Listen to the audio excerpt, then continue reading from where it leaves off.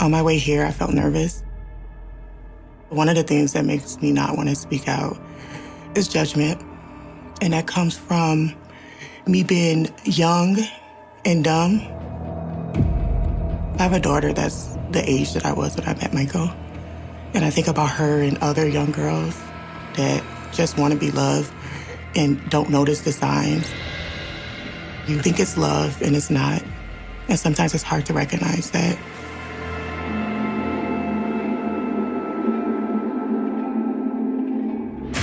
The hardest part about reliving my story is just thinking about her, thinking about Stephanie. I feel like you'll never know a person, no matter how long you're with them. And to know that I was just laying and sleeping next to just an evil man. And I look back and it just blows my mind. Who was the man that I was sleeping next to at night? Like, I did not know him at all. I wouldn't even thought that he would be capable of any of these things. I feel like Michael was just pure evil. He hid it for a long time.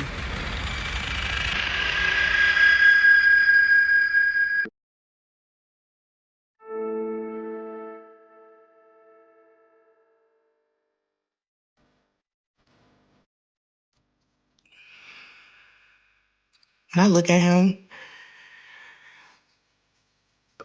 I just I feel angry. I feel like he's evil. I feel like he's a coward. I don't want to look at him. I have a lot of, I don't like the word hate, but there's a lot of hatred for him. And it just makes me upset looking at this person that's just so evil and that manipulated me so bad and took advantage of me, who I was, my heart. I do not like this man.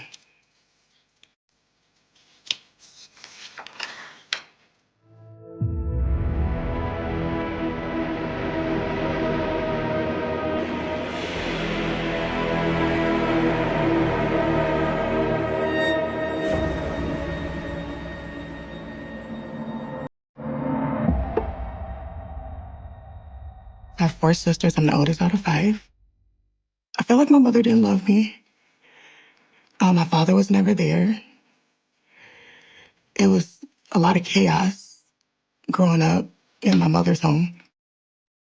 So, I mean, that played a big part in my life. And still today, it does. At the time I met Michael, I was 17 and he was 6 years older than me. The day that I met Michael, I was walking to the bus stop because I was on my way to work. And me and him got to talking and chatting.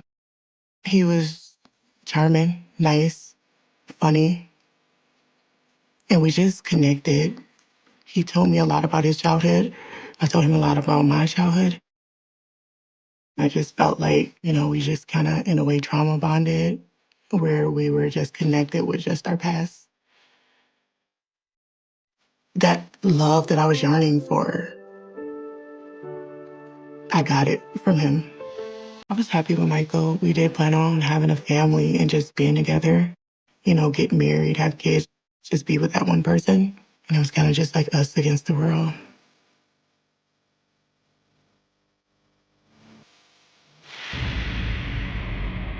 Looking back on it now, he knew how to manipulate me.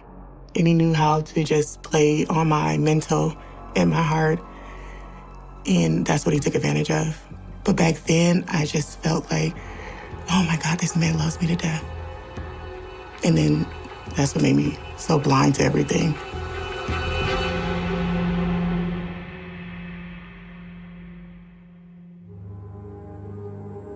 When I found out I was pregnant, we were both excited. I felt in that moment, man, I'm about to have somebody that's gonna love me unconditionally no matter what. So it was a good, happy time for us. The day my daughter was born was a little hectic because my mom was there and Mike always had an issue with my mother. because of the things that I was tell him about my childhood. So it was happy that everybody was there, but he also had an attitude. I want you to leave right now. And an argument started between them. Michael was screaming at her. Leave! Just for it to get that far was just shocking to me. So I was really upset about that.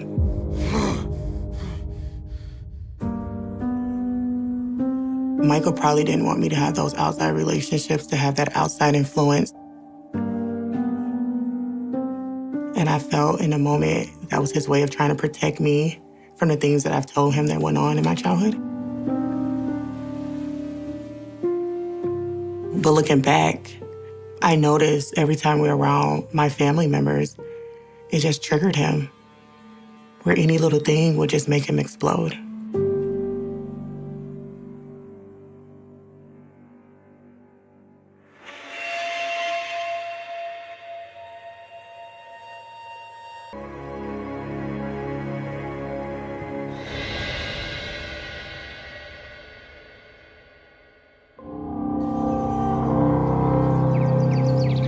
So when we moved in, we did a lot of decorating together, shopping for furniture. We were happy. We spent a lot of time with each other. And I was happy doing that. I guess the problem came in at when I wanted to do something different. I remember one day, I wanted to go to my aunt's house. Michael didn't want me to go. It was this big back and forth argument between me and him. He got so upset, we were both yelling, and all of a sudden he just got to punching the walls. And as he's punching the walls, all I could see is blood running down from his hands. And it scared me because I've never seen no one do something like that. He was just in a rage. That was the first incident of me seeing him get enraged like that. But I didn't have the fear of he was about to turn around and hit me. I felt like he loved me too much to actually hurt me. Come here. I was concerned about him. Was he okay? In that moment, I thought that I would just stay with him to make things better. If that was triggering him, let's just eliminate that problem. I was trying to calm him down and kind of de-escalate the situation, and then he eventually calmed down. Looking back, Michael was definitely manipulating me and controlling me. He took advantage of my kind heart, for sure, because after the argument, it's like now I know that that pissed him off. So, okay, we're not gonna do that again. I never kind of fought to have it my way. I felt like he was doing it to scare me. But looking back on it now, it's like, if you love me, why do you want to be scared of you?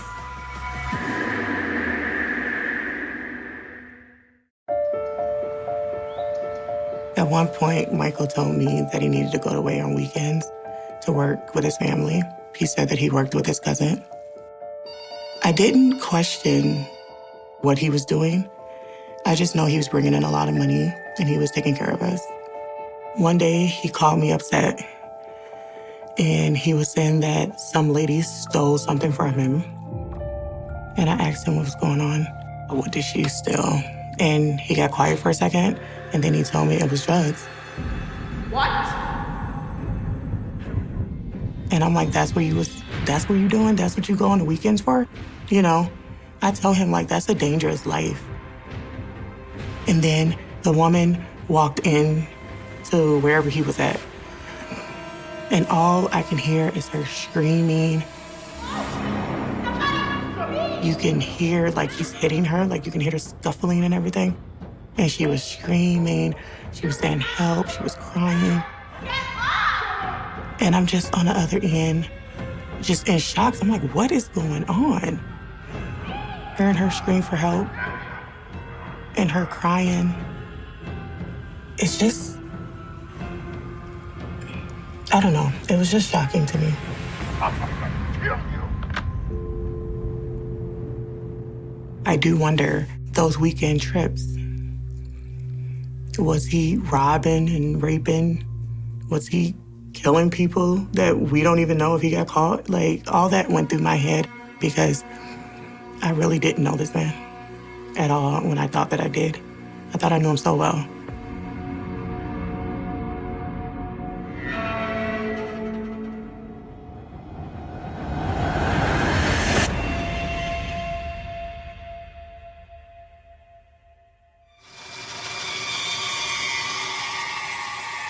I was hysterical. I was upset. I had a black eye.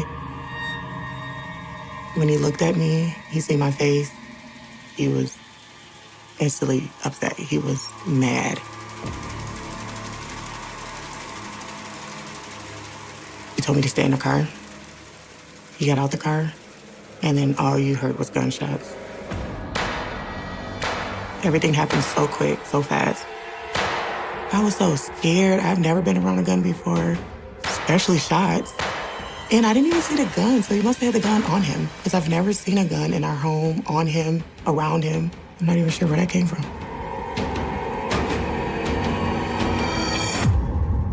He shot up their house.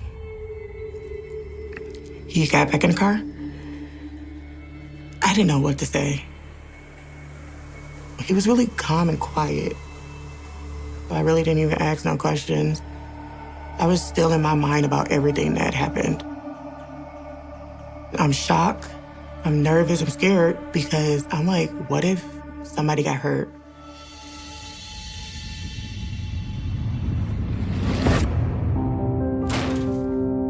Police just came from everywhere, all over the place. They were screaming for him to get down, and I was terrified. I went into a straight panic attack. I couldn't even breathe.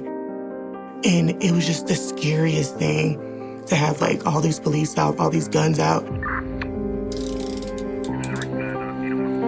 They took Michael away. They put him in handcuffs, put him in the car. And the whole time I'm worrying about him. And that was my problem the whole time. Worrying about him and not myself. But I still stood by him. I was just determined to just making it work. At the time, I didn't recognize that he was putting me and our child in danger.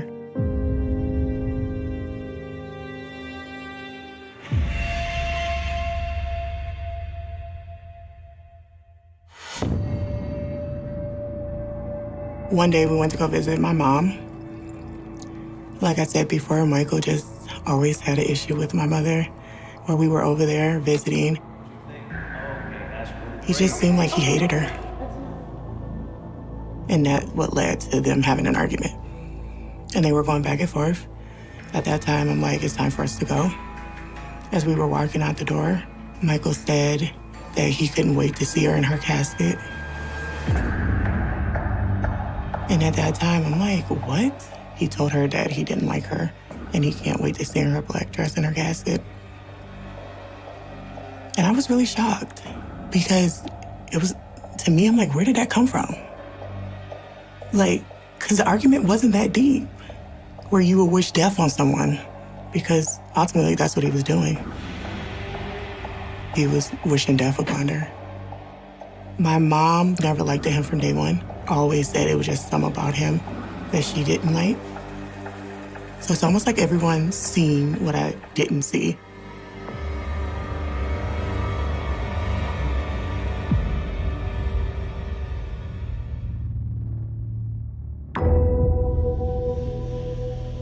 One day, Micah and I was having an argument, and as usual, any little thing is starting to ram him up.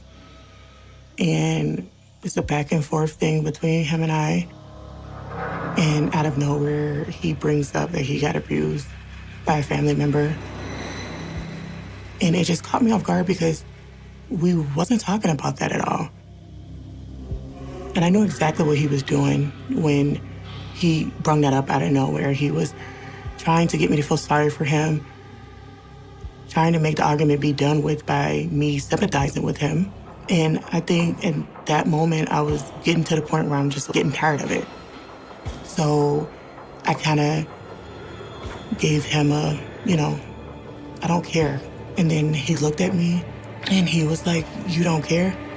You want to know how I feel to get raped? He grabbed me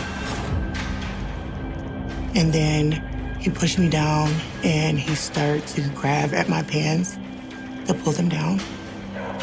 And I was kicked in and I'm like, are you serious? Because in my head, I'm like, what is going on? I was scared. Like, that was the first time I felt like scared of him. And I was crying. I didn't know what was gonna happen. And then all of a sudden, he just let me go.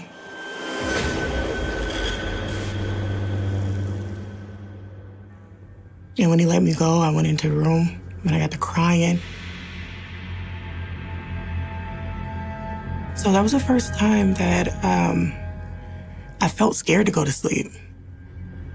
It was just that fear of not knowing who was the man that I was sleeping next to at night.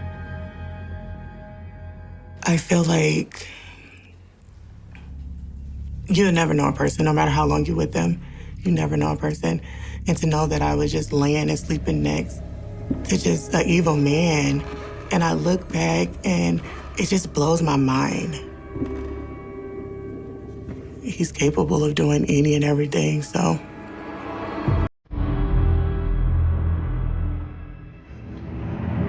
It's hard, right? Yeah, I gotta take a break though.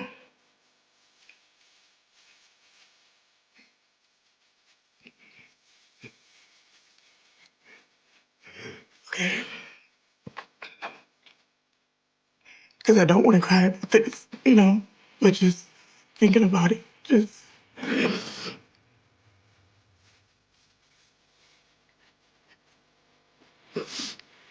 I just think about just the young me. Just seeing her and wishing she knew better.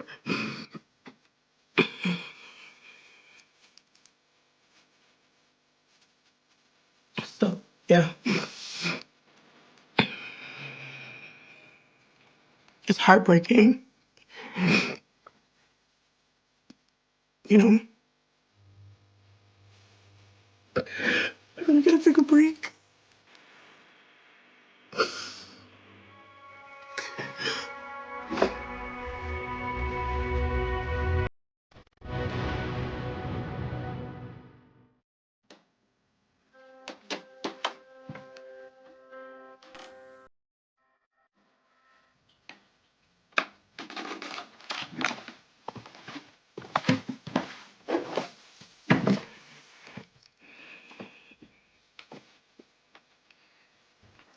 It's hard for me.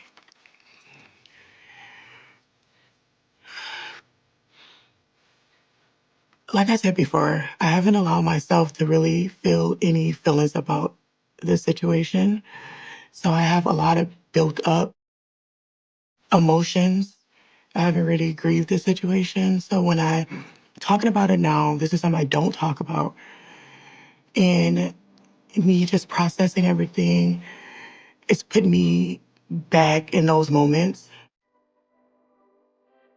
And it's hard for me because I have disattached from it for so long.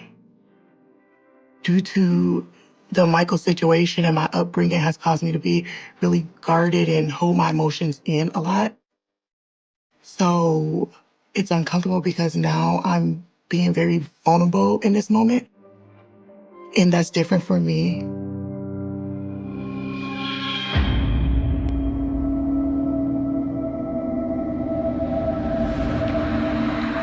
I was starting to feel like it just wasn't gonna work, no matter how much I've been trying to make it work. Just one thing after the other. I felt like I wasn't happy anymore. I know I wanted better for myself, for my daughter. That night that he could have raped me, I felt scared of him. And I've never felt scared of him. And the fighting was just getting worse and worse. And it's just like, I never wanted to live my life that way. Michael? So one day I just finally got fed up and didn't want this life with him anymore. And I told him that I was gonna leave. And He just went crazy. He just got to breaking up things in the house, throwing things around. He tore up the whole apartment. It was chaos. When he was doing that, I was in that corner just looking at him. I really didn't have anything to say. I felt like if I said anything, it was gonna escalate it more. There was just stuff everywhere, glass everywhere. And I just sat there because I just couldn't say anything. I ended up calling the police. They came, they escorted him out. I think he thought he'll be back. He's completely different from the man that I met. The man that I met was nice, kind-hearted, gentle, loving. Him today, I feel like he's a coward. He's a monster.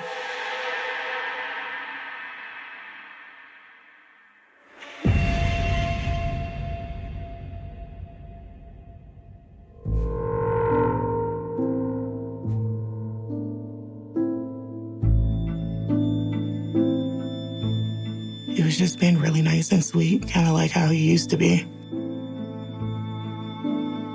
He began to tell me, like, we should get back together, give him another chance. And I told him, like, I'm done. And he kept on asking. So I kind of said it in a real stern tone, like, I'm done. I don't want to be with you anymore. And he looked up at me. I mean, the coldest look I've ever seen. And he said, I'm gonna make sure we're done. And then, hold on.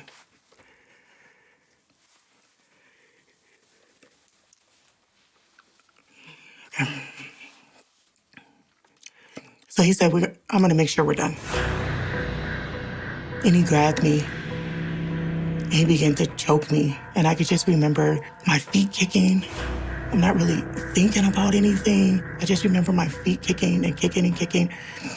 And then he threw me on the floor. He grabbed me by my neck and he was like trying to like twist it hard, like to break my neck. And when I looked up at him, it was like nobody was there. It felt like time was moving so slow. Like I felt like, sorry, I can't even put into words those feelings. I felt like that this was it for me and I was gonna just be in this house dead and nobody would know. And all I can hear is my daughter screaming and crying in the background. I just hear her crying and screaming and screaming. I believe her crying snapped him out of whatever evil that was happening in that moment. And all of a sudden, he let me go. If my daughter wasn't there, I do feel like he would have killed me. To this day, I felt like she saved my life.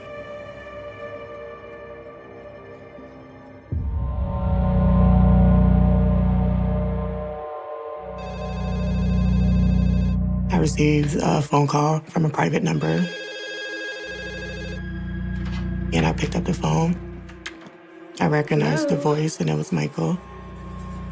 And he just was like, I'm gonna kill you, bitch. When he said those words, I'll kill you, bitch, I believed him. He just tried to. There was no doubt or question that if he had another opportunity, he would have. And I hung up. After that, I called the police again to report that he called me and threatened me. But later on, the phone rang and it popped up on the call ID, Columbus Dispatch. I thought that they were calling to tell me that they captured Michael, to just inform me. Yes? When I picked up the phone, the guy on the other end asked me what was my thoughts about Michael being wanted for first-degree murder. He was so nonchalant that he probably thought I knew about it already. It's like my heart dropped to my stomach. I'm like, what? And he said, yeah, he strangled and killed a 19-year-old girl. It's a nationwide manhunt for him. I have to go. All I could think about is that he's crazy and he's about to kill me next. And then that was when the real fear really set in, because I knew that he really wanted to kill me. So yes, I felt like he was coming for me. That night, I prayed the hardest I ever prayed in my whole life.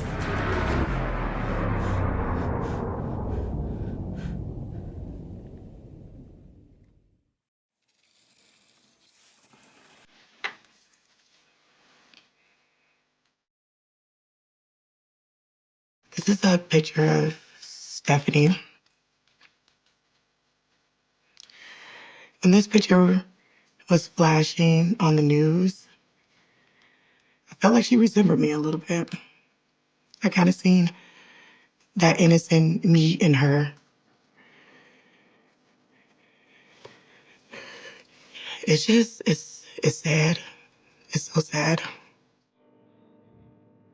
And it just seemed unreal. Like, I couldn't believe that this was my life and I was involved in something like this. And I hated that she had to meet this monster that took her away from her family. It's horrible.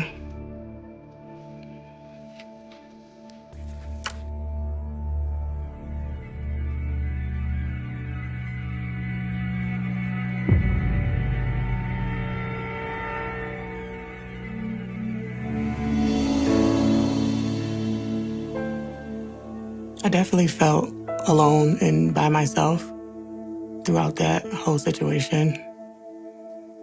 Because it was kind of like this man is just, he can do what he wants to do. There's no stopping him. When my uncle was, walking around with knives to try to, feel safe in their own home, I just hated to see that.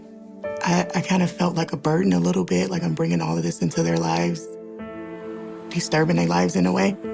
But I also was scared about what he's capable of doing and would he come back?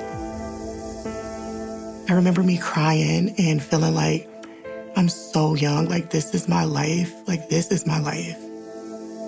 I'm supposed to hide the rest of my life. It just got to the point where it's just like, this is the time for me to choose me. And for me to choose me and feel safe and be able to live my life, he needs to be off these streets. And that's when I called the U.S. Marshal and I told him that I can help them find him. So throughout our relationship, he was a mama's boy and he would communicate and tell her everything. And I knew she knew where he was.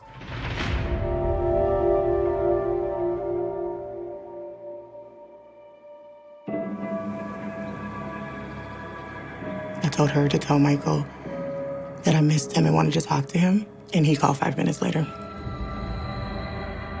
When he called, I asked him, I said, Michael, is this true?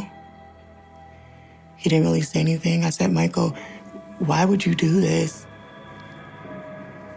And then he said that I couldn't kill nobody that I love, so an innocent person died because of you.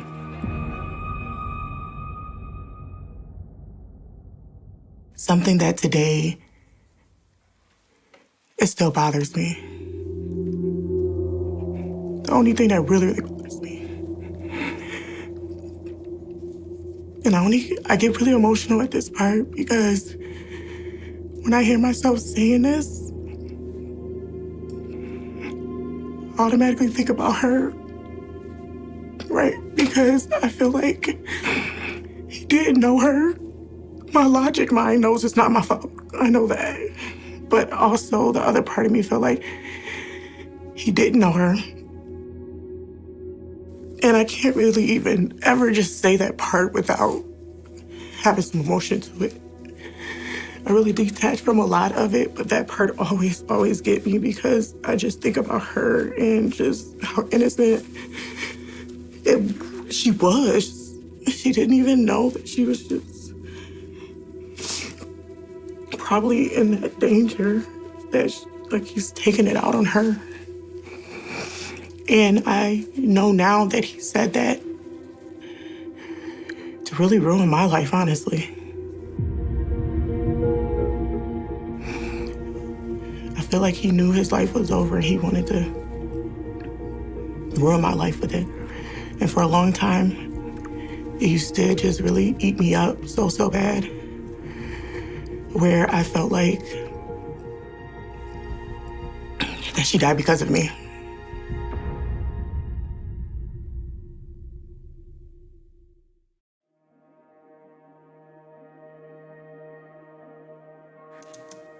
This is Stephanie Duchesne.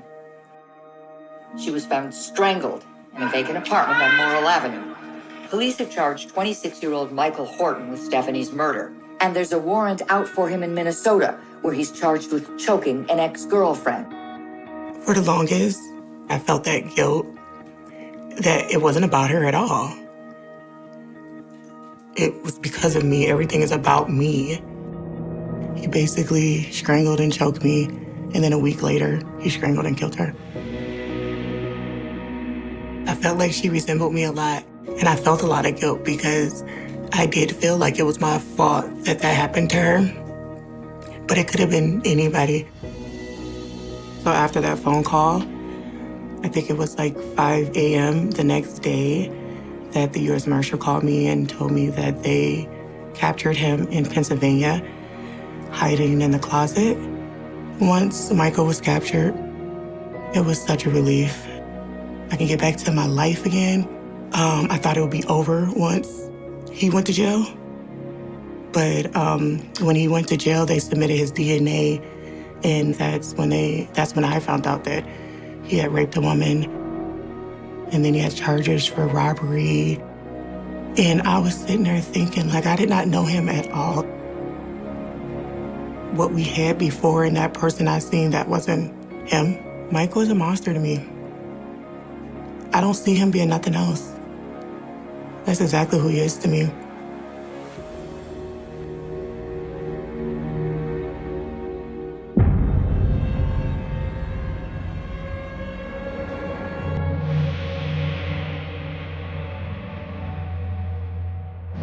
These are papers from the court transcript, from his sentencing. Okay.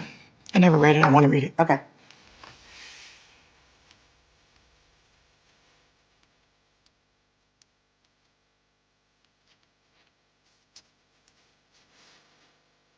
This is what he stood up in court and said. Stephanie didn't do anything to me. I was stressed out by my baby's mother. And he said several times that day that when he was with Stephanie, he called her my name. It's like he wanted her to be me so bad. He wanted to kill me so bad. He's trying to justify in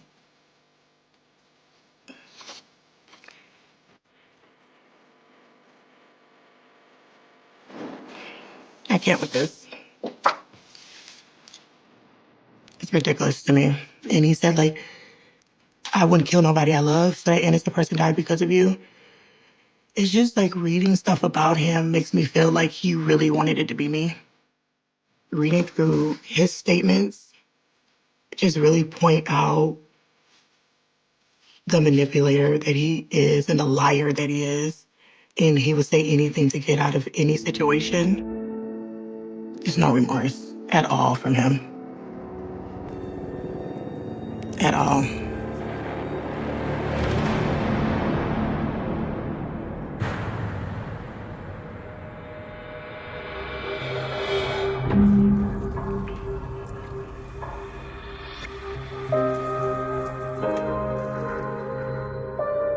So this is a photo of me and my daughter after Michael had murdered Stephanie. And when I look at this picture, it's, the still happy, smiley person, I'm gonna stop because I don't know, I'm such a crybaby.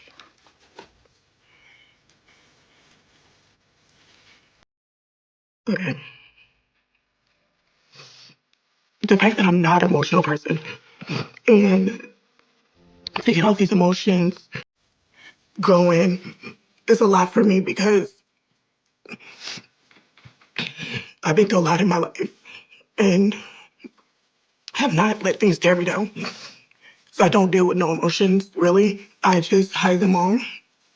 And when I looked at this, it was kind of just like the mask you always put on. It's emotional now, and I get so embarrassed about the emotions a little bit because I feel so weak when I do it. You know what I mean? And I'm a strong person. But what triggered me is just like me thinking like, girl, you are not happy. Ain't nothing happy going on in your life right now. I'm smiling in this picture, but it was just the mask. I wasn't happy. And I just think back to just all the times where I just masked my feelings. My daughter, to this day, I would always say she saved my life. I'm just really thankful. I do feel like people should follow their instincts. And when you're so in love, you're just not seeing clearly. And they seeing them doing hurtful and harmful things to other people. And they feel like he's not going to do it to me. Just pay attention to that because that person is actually showing you who they are. Today, our daughter knows everything about him. She feels like it's wrong, but my daughter talks to him today, and she feels like it's wrong and horrible because them was her words. But I think also a part of her, like any kid, just see their parents as just being mommy and daddy. She has shared some conversations that they have had where he wanted her to come see him. It scares me because I know the manipulator he is. So just them conversating scares me because I don't know what he's filling her mind with, making her believe. I just don't know, and that's the scary part because I want to protect her.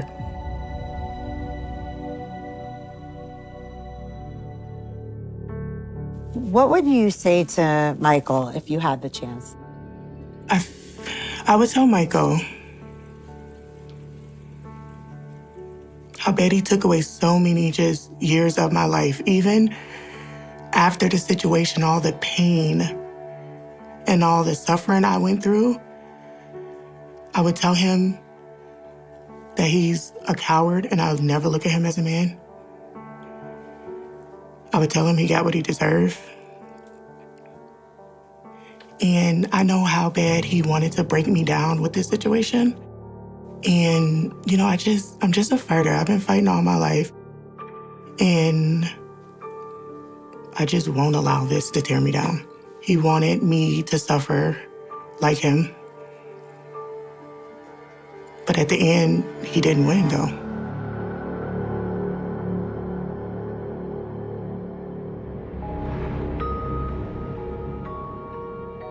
My life is good. I have 3 kids. I'm married. I'm happy. I felt like after me going through this storm, God sent me the perfect man. He helped raise my daughter, and he has been there as her father. My daughter's 18, she's in college, and things are going really well for me. I don't look like what I've been through, and I feel strong, and I feel like I got a lot of power today. So life has been good. Tennessee winters are different from the winters people imagine when they think about America. There are no towering walls of snow or frozen lakes stretching toward the horizon. Instead, January settles over Memphis with damp air that clings to clothes, gray clouds hanging low over quiet streets, and a cold wind that seems to carry every distant sound a little farther than it should. On the evening of January 7, 2023, the city looked ordinary. Cars moved steadily beneath traffic lights. Families prepared dinner. Television screens flickered behind curtains. Somewhere, children laughed. Somewhere else, a dog barked at passing headlights. Nothing about that Saturday night hinted that it would soon become one of the most disturbing moments in modern American policing. At first, there was only another traffic stop. Another flashing patrol light. Another vehicle pulled to the side of the road. It was the kind of scene that unfolded thousands of times every day across the United States, so common that most people never gave it a second thought. Drivers expected a ticket, perhaps an argument, maybe a warning before everyone continued with their lives. The rhythm was familiar, predictable, almost invisible against the backdrop of everyday life. But sometimes history hides inside ordinary moments. Sometimes a routine stop becomes the beginning of something impossible to erase. Inside the vehicle was 29-year-old Tyre Nichols. He had no idea that within minutes his name would become known around the world. He did not know that cameras mounted on police uniforms, dashboard systems, and a city surveillance pole were quietly recording every movement.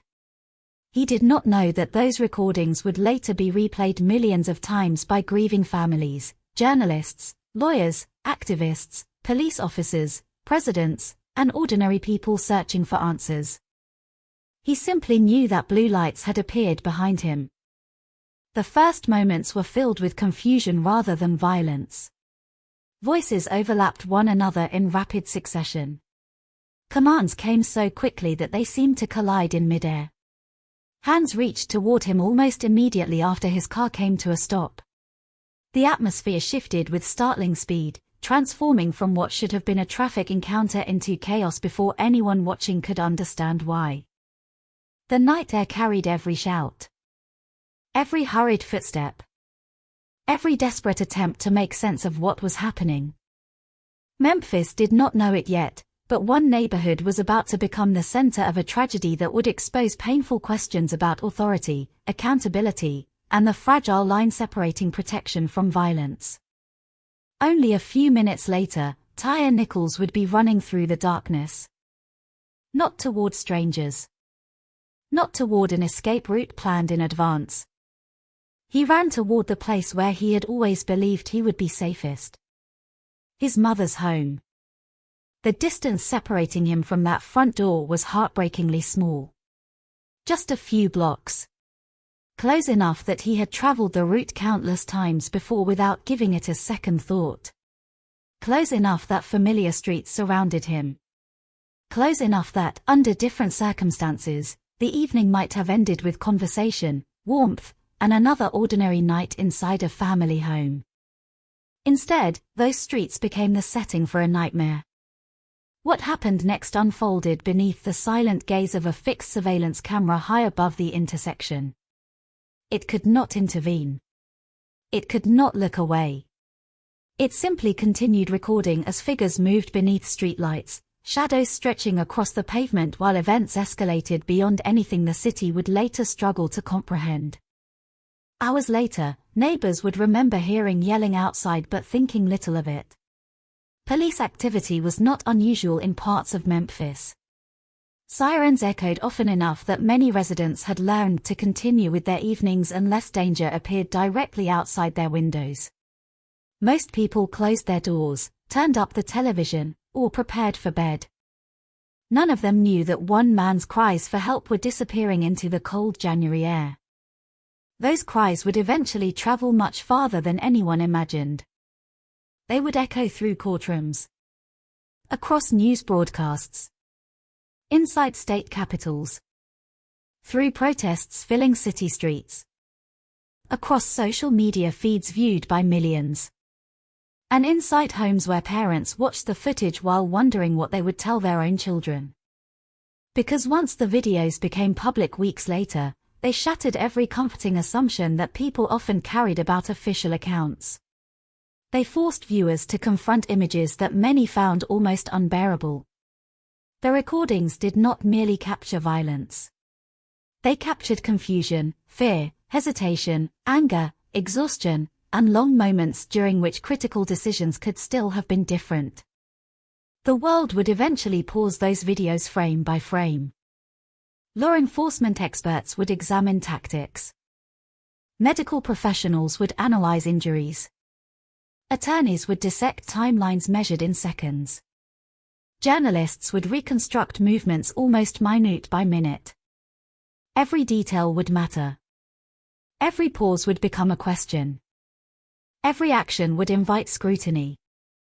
Yet before investigations, before criminal charges, before political speeches and federal inquiries, there was simply a human being trying to survive one terrifying night. Tyre Nichols had dreams that had nothing to do with headlines. He enjoyed photographing sunsets because they reminded him that beauty could exist even after difficult days. Friends remembered someone who preferred calm conversations over confrontation. Family members described a devoted father whose greatest pride was his young son. He worked long hours, balanced responsibilities like countless other Americans, and quietly imagined a future measured not by fame but by ordinary happiness. Those ordinary hopes disappeared in a matter of minutes. The physical injuries he suffered would eventually prove fatal. The emotional wounds left behind would spread much farther. His mother's house remained standing exactly where it had always been, separated from the place where he collapsed by only a short distance that suddenly felt unimaginably vast. The streets between those two locations became more than roads on a city map. They became symbols of how close safety can seem before it slips away. In the days that followed, Memphis struggled to understand what had happened. Official statements emerged. Questions multiplied faster than answers. People waited. Then came the videos. For many viewers, watching them was almost impossible. Not because the images were unclear, but because they were painfully clear. Every movement unfolded without dramatic music, without cinematic editing, without narration explaining what should happen next. Reality rarely follows the structure of fiction. It simply continues, indifferent to the people witnessing it. There were no heroes arriving at the last moment. No miraculous rescue. Only the slow realization that irreversible damage had already been done. Across America, conversations returned once again to familiar but unresolved themes. How much force is justified? What responsibility does each officer carry when another crosses the line? Can body cameras truly guarantee accountability, or do they merely record tragedy after it has already occurred? What happens when the very systems designed to protect communities become the source of fear for the people living within them? These questions had surfaced before. They would surface again. But this case possessed details that were impossible to forget. A young father. A routine traffic stop. A short run toward home. A desperate struggle. A mother waiting only blocks away, unaware that her son was calling out into the darkness. The emotional weight of those facts transformed the case into something larger than criminal proceedings alone. It became a mirror reflecting deeper fractures inside institutions that millions depend upon every day. It forced people from vastly different political beliefs, professions, and communities to confront uncomfortable realities that could no longer be dismissed as isolated misunderstandings. Even experienced police officers who viewed the footage described feeling disturbed. Civil rights advocates pointed toward long-standing patterns requiring systemic reform. Legal scholars debated accountability. Families simply mourned. As weeks turned into months, the case expanded beyond Memphis. Federal investigators entered the picture. Courtrooms prepared for lengthy legal battles. Careers ended. Charges were filed.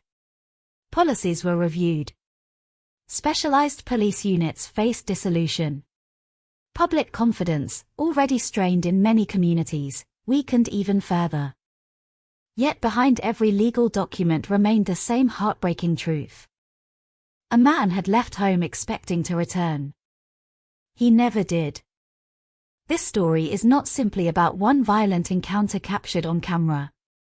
It is about the chain of decisions that transformed an ordinary evening into an irreversible tragedy. It is about institutions tested under the brightest public spotlight imaginable. It is about evidence that refused to disappear because technology preserved every crucial moment. Most importantly, it is about the human cost hidden beneath legal terminology and political debate. Over the course of this story, we will move beyond headlines and viral video clips. We will examine the life Tyre Nichols built before that January night, the sequence of events that unfolded minute by minute, the investigation that followed, the courtroom battles that sought accountability, and the broader questions that continue to shape conversations about policing in America today. Because understanding what happened requires more than watching a single recording. It requires understanding the man whose life ended, the city where it happened, the people forever changed by that night, and the long shadow cast by decisions made in only a few devastating minutes. This is the story of Tyre Nichols, a story that begins on an ordinary winter evening in Memphis, where flashing blue lights appeared behind a car, and where an encounter that should have ended with nothing more than paperwork instead became one of the defining true crime cases of the 21st century. Memphis has always been a city of contrasts. It is a place where music was born from hardship, where blues drifted out of small clubs before finding audiences around the world, where church choirs filled Sunday mornings with hope even in neighborhoods carrying the weight of poverty. The Mississippi River moves slowly along the city's western edge, as if it has learned not to rush through a place that has witnessed so much history. Every street seems to carry two stories at once. One speaks of resilience, community, and culture. The other whispers about violence, inequality, and generations of distrust that never completely faded. To understand what happened to Tyre Nichols, it is necessary to understand the city around him. Memphis is often described by outsiders through statistics alone. Crime rates, poverty levels, economic rankings. Those numbers tell part of the story, but they never explain what life actually feels like for the people who wake up there every morning. They cannot capture the sound of freight trains passing through the night, the smell of barbecue drifting across neighborhoods in the summer, or the way families gather on front porches after sunset simply to talk while children ride bicycles beneath orange streetlights. For many residents, Memphis is home in the deepest sense of the word. It is imperfect, sometimes dangerous, often misunderstood, yet fiercely loved by those who grew up there. Like many large American cities, Memphis carries invisible boundaries. Some neighborhoods flourish with new businesses and renovated homes. Others struggle with abandoned buildings, underfunded schools, and streets where police sirens are almost as familiar as birdsong. These differences are not accidents. They are the result of decades of economic shifts, housing policies, employment changes, and social inequalities that shaped where opportunity could grow and where it slowly disappeared. North Memphis, South Memphis, Fraser, Orange Mound, Binghamton. Each neighborhood has its own identity, its own rhythms, and its own stories passed from one generation to another. For law enforcement, Memphis has long presented extraordinary challenges. Violent crime remained stubbornly high for years, placing enormous pressure on officers tasked with responding to shootings, robberies, assaults, and gang-related activity. Politicians demanded results. Residents demanded safer streets. Police leadership searched constantly for strategies that promised faster reductions in crime. One of those strategies eventually became known by a name that sounded almost heroic: Scorpion. The acronym stood for Street Crimes Operation to Restore Peace in Our Neighborhoods. The title suggested precision, purpose, and protection. The reality would become far more controversial. Created in late 2021, the specialized unit was designed to focus aggressively on violent crime hotspots. Officers assigned to Scorpion were expected to be proactive rather than reactive. Instead of waiting for emergency calls, they actively searched for suspicious behavior, conducted traffic stops, pursued illegal firearms, and targeted areas identified through crime analysis. To supporters, the unit represented innovation. To critics, it represented aggressive policing with too little oversight. The officers selected for Scorpion were often younger, energetic, and encouraged to make frequent stops. Productivity mattered. Arrests mattered. Firearms recovered mattered. Every shift carried expectations that measurable results would justify the unit's existence. Inside law enforcement, specialized street crime teams exist across the United States. Some become highly effective. Others slowly develop cultures that prioritize action over judgment. Former officers have often described how units operating under intense pressure can begin rewarding aggression instead of restraint, especially when success is measured primarily through statistics rather than community trust. That possibility would later become central to understanding what happened on January 7th. But weeks before anyone outside Memphis knew the name Tyre Nichols, Scorpion officers continued working as they had many nights before. Traffic stops. Vehicle searches. Foot pursuits. Routine patrols. Nothing about the evening schedule suggested history was waiting just around the corner. Winter evenings in Memphis arrive early. By 8 o'clock in January, darkness has already settled across residential neighborhoods. Porch lights glow softly above front doors while headlights slide across damp pavement reflecting recent moisture in the air. The temperature drops enough for people to zip jackets closed, but not enough to keep most residents indoors. Convenience stores remain busy. Fast food restaurants continue serving late customers. Delivery drivers weave through neighborhoods finishing evening routes. Saturday nights possess their own rhythm. Families visit relatives. Teenagers gather with friends. Workers finishing late shifts finally begin heading home. Some people prepare for another night at work while others settle into couches to watch football or movies before bed. It was within this ordinary landscape that Tyre Nichols spent his final evening. Nothing about his plans suggested danger. Nothing suggested national headlines. Nothing suggested the beginning of protests that would eventually spread far beyond Tennessee. Several miles away from the streets where everything would unfold, hospitals continued treating patients, firefighters answered unrelated emergency calls, and dispatchers managed dozens of routine incidents happening across the city. American cities never truly sleep. At any given moment, countless lives intersect without ever touching. One family celebrates a birthday. Another says goodbye to a loved one. A couple argues inside an apartment. Someone starts a new job. Someone else loses theirs. Life continues simultaneously in every direction.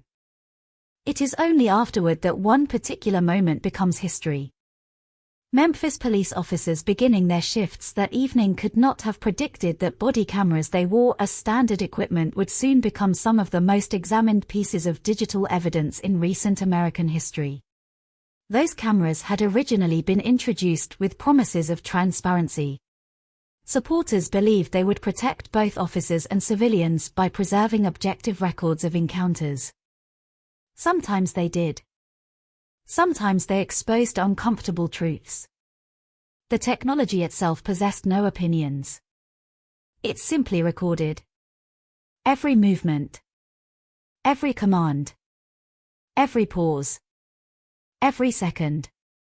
Yet even cameras cannot explain motivation.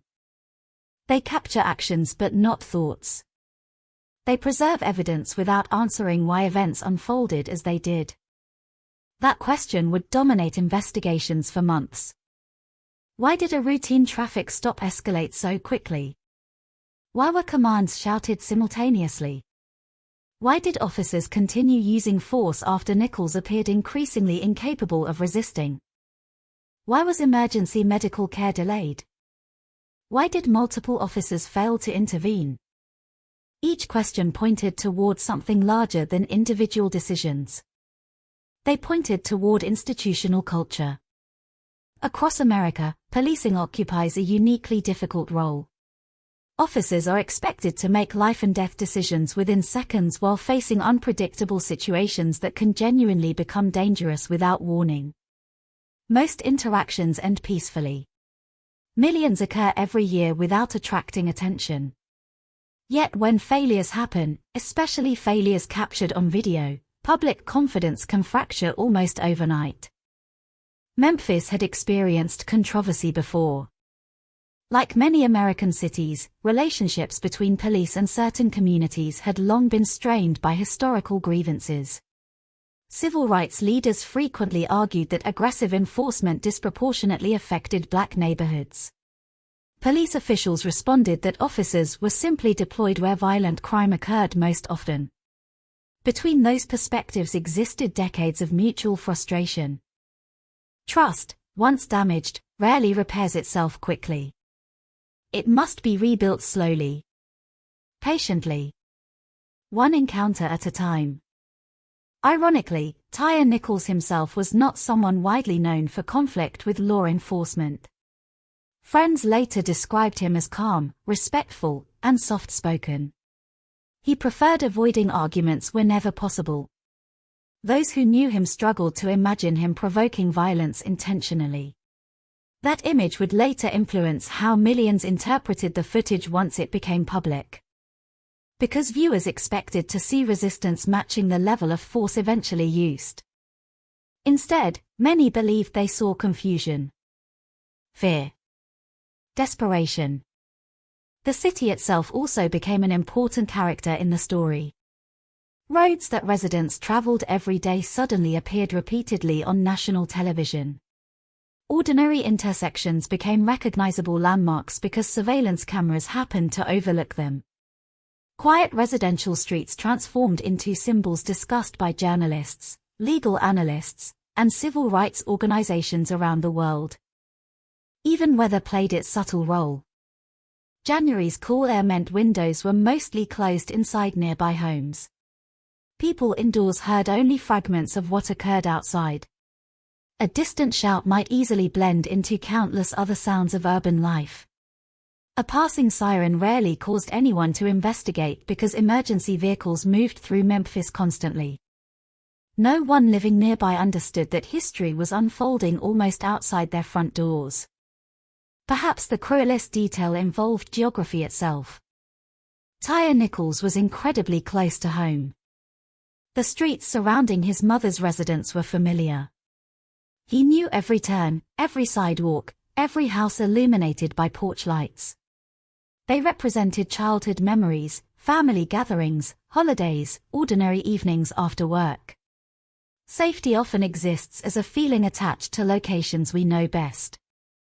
When fear overwhelms us, instinct frequently sends us toward those places. Toward family. Toward familiarity. Toward home.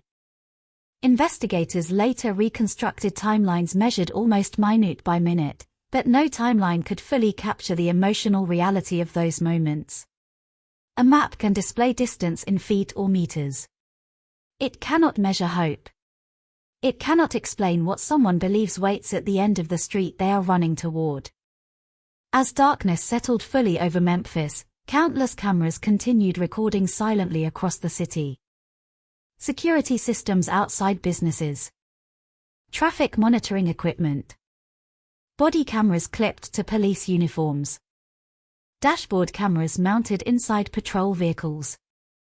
Modern cities preserve extraordinary amounts of digital memory.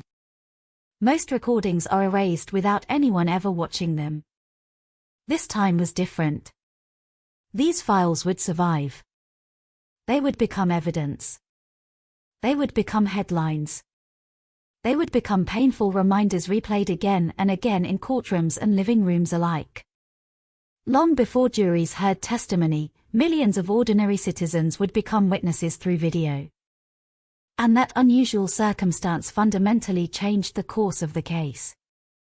Without those recordings, public understanding might have depended almost entirely on written reports. With them, the entire world could watch events unfold almost in real time. The city of Memphis, with all its history, complexity, beauty, and struggle, became more than a backdrop. It became the stage upon which one ordinary winter night transformed into a defining moment in America's continuing debate over policing, accountability, and the fragile trust between those sworn to protect and the communities they serve. Before we reach the violence of that January evening, however, we must first understand the man at the center of it all, not as a headline or a symbol, but as a son, a father, a friend, and a dreamer whose life had been built from quiet moments that cameras never recorded.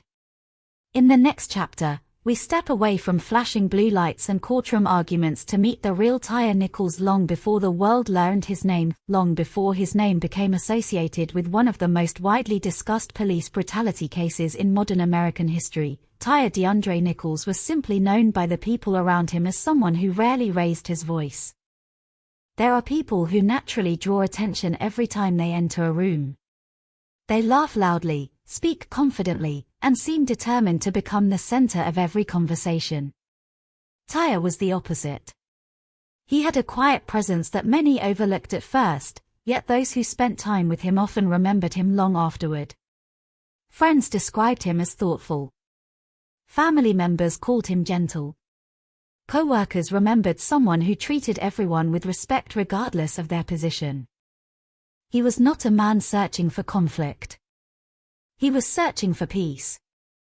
That difference would become painfully important. Tyre Nichols was born on June 5, 1993. Like millions of Americans, his childhood unfolded through ordinary experiences that never make headlines.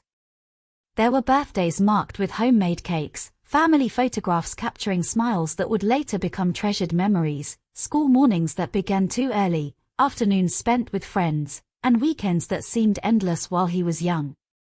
His life was not defined by dramatic events but by countless small moments that slowly shaped the man he would become. His family remembers a child who possessed remarkable curiosity. If something caught his attention, he wanted to understand it completely.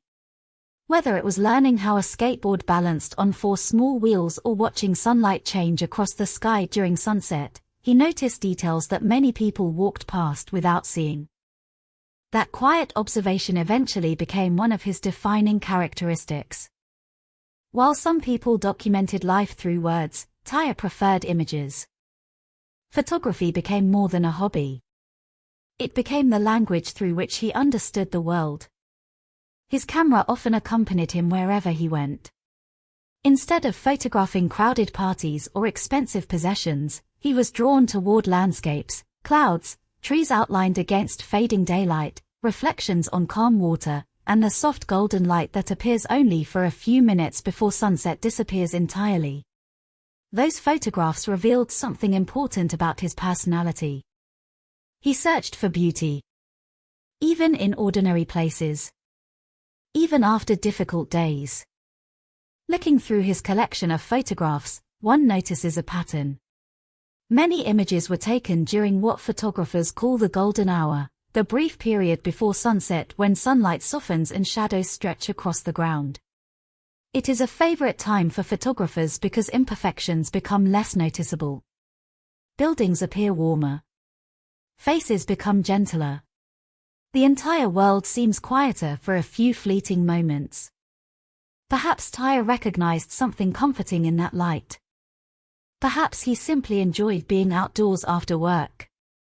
No one can know for certain. But those photographs remain silent evidence of the way he viewed life. His creativity extended beyond photography.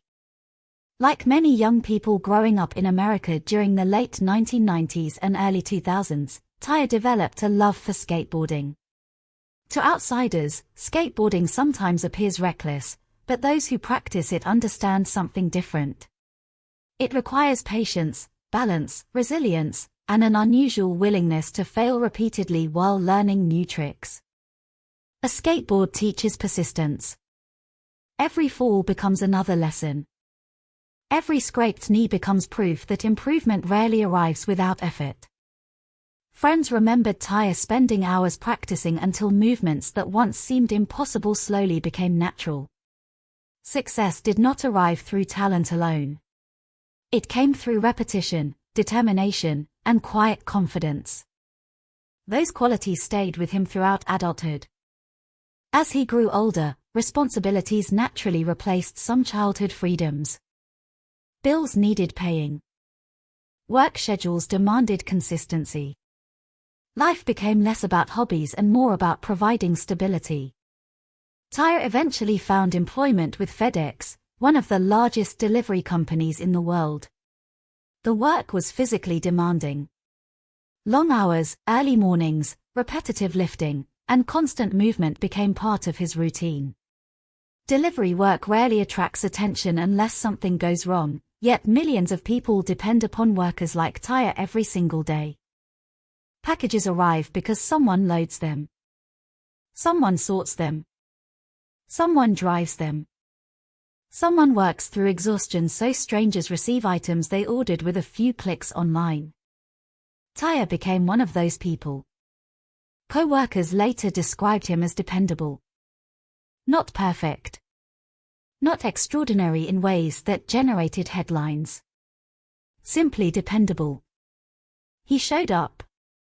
He completed his responsibilities. He treated others respectfully. In many workplaces, those qualities quietly become invaluable. Outside work, another role mattered far more. He was a father. Parenthood changes the way many people measure success. Personal ambitions slowly shift toward providing opportunities for someone else.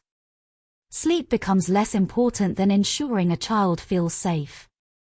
Free time becomes family time. Small accomplishments suddenly carry greater meaning because they contribute to another person's future. Family members often spoke about the tenderness Tyre displayed around his son. He enjoyed simple activities together. Playing. Laughing. Sharing quiet afternoons. Teaching through example rather than long speeches. Those moments would later become priceless memories for the people left behind. His mother, Rose Vaughan Wells, remained one of the most important people in his life. Their relationship reflected something many families recognize immediately. Adult children eventually build independent lives, yet certain bonds never weaken. A phone call to check in. A visit after work. Stopping by simply because home still feels like home. For Tyre, his mother's house represented comfort. It represented familiarity. It represented unconditional love. That simple fact would later make the final moments of his life even more heartbreaking. Those closest to him consistently repeated similar descriptions. Kind. Quiet. Respectful. Creative. Patient. These words appeared so frequently that they formed a remarkably consistent portrait. Of course, every person possesses flaws invisible to outsiders. Tyre was no exception. Like anyone balancing work, family responsibilities, and personal dreams, he experienced stress. He made mistakes. He worried about finances. He navigated complicated relationships and uncertain plans for the future. He was human. Not perfect. Simply human. That humanity often disappears once someone becomes the subject of international news coverage. Headlines reduce people to names. Court documents reduce them to evidence. Statistics reduce them to numbers. But every victim existed as a complete person long before tragedy entered their story. Tyre's daily routine reflected ordinary American life. Wake early. Prepare for work. Complete long shifts. Return home tired. Spend time with family whenever possible. Find moments for photography or skateboarding when responsibilities allowed. Repeat. There was comfort in that routine. Many people live similar lives without imagining how quickly everything can change. Social media offered another glimpse into his personality. Rather than projecting an image of wealth or constant excitement, many of his posts reflected appreciation for everyday experiences. Sunsets. Nature. Quiet reflections. Family moments. They painted the picture of someone more interested in genuine experiences than public attention. Ironically, global attention would eventually arrive under unimaginable circumstances. The people closest to Tyre often struggled afterward with one painful question. Why him? Not because they believed tragedy should happen to someone else, but because they genuinely found it difficult to reconcile the man they knew with the events described by early police statements. The initial explanation suggested reckless driving, then resistance, then a confrontation requiring force. Yet those descriptions conflicted sharply with the personality family members recognized. They remembered someone unlikely to seek violent conflict. Someone more inclined to avoid arguments than escalate them. As body camera footage later emerged, millions of viewers found themselves asking similar questions. Who was this man before that night? What dreams remained unfinished? What ordinary future disappeared forever? These questions matter because true crime is ultimately about interrupted lives. Not merely crimes. Lives. Every victim leaves behind unfinished conversations. Plans postponed until tomorrow. Photographs never taken. Birthdays never celebrated. Children who continue growing without them. Parents who spend every holiday remembering absence instead of presence. Tyre Nichols left behind all of those things. Friends remembered his smile. Co-workers remembered his reliability. His son would one day inherit memories assembled through stories rather than first-hand experience. His mother would forever remember the ordinary moments that once seemed insignificant. The quick visits. The conversations. The expectation that tomorrow would arrive exactly as planned. No parent imagines that an ordinary Saturday evening could become the last chapter of their child's life. Perhaps the most heartbreaking aspect of Tyre's story lies in its normality before tragedy struck. He was not hiding from justice. He was not the subject of a nationwide manhunt. He was not living a life surrounded by constant violence. He was returning home. That simple sentence carries enormous weight. Returning home. Millions of people complete that journey every single day without giving it a second thought. Leaving work. Driving familiar streets. Thinking about dinner. Planning tomorrow. Calling family. Listening to music. Watching traffic lights change from red to green. Ordinary moments pass unnoticed because they almost always lead safely to their destination. On January 7, 2023, Tyre likely expected nothing different. Perhaps he thought about seeing his mother. Perhaps he considered work waiting later that week. Perhaps he noticed the cold January air settling over Memphis. Perhaps he wasn't thinking about anything important at all. Life often unfolds that way. History rarely announces itself beforehand. It arrives disguised as another ordinary evening. As darkness spread across the city, Tyre drove through streets he knew well. Neighborhood lights reflected softly across his windshield. Other drivers continued toward homes of their own. Somewhere nearby, families gathered for dinner while televisions played in living rooms across Memphis. Nothing seemed unusual. Nothing suggested that within minutes flashing blue lights would appear behind his vehicle. Nothing suggested that cameras would begin recording moments historians, investigators, lawyers, journalists, and millions of ordinary people would later examine again and again. The photographer who spent countless evenings capturing sunsets could never have imagined that the final images associated with his life would not come from his own camera, but from surveillance systems documenting one of America's most controversial police encounters. The father who worked hard to build an ordinary future would never return home to tuck his son into bed. The son driving toward the place where he had always found comfort would never walk through his mother's front door that night. His story, once filled with quiet dreams and familiar routines, was about to collide with a chain of decisions that would alter countless lives forever. The next chapter begins not with violence, but with a pair of flashing blue lights appearing in a rearview mirror, lights that, at first glance, looked no different from thousands of routine traffic stops taking place across America on that same cold January evening. The dashboard clock quietly marked the passing minutes as Tyre Nichols drove through Memphis on the evening of January 7, 2023. The city had settled into its familiar Saturday rhythm. Restaurants continued serving late customers. Families relaxed in their living rooms after dinner. Convenience stores welcomed a steady stream of people buying snacks, drinks, and lottery tickets before heading home. Traffic moved without urgency beneath rows of streetlights that painted long reflections across the damp pavement. Inside his vehicle, Tyre was making what should have been an unremarkable drive. There was nothing extraordinary about the route. Nothing suggested danger waited only moments ahead.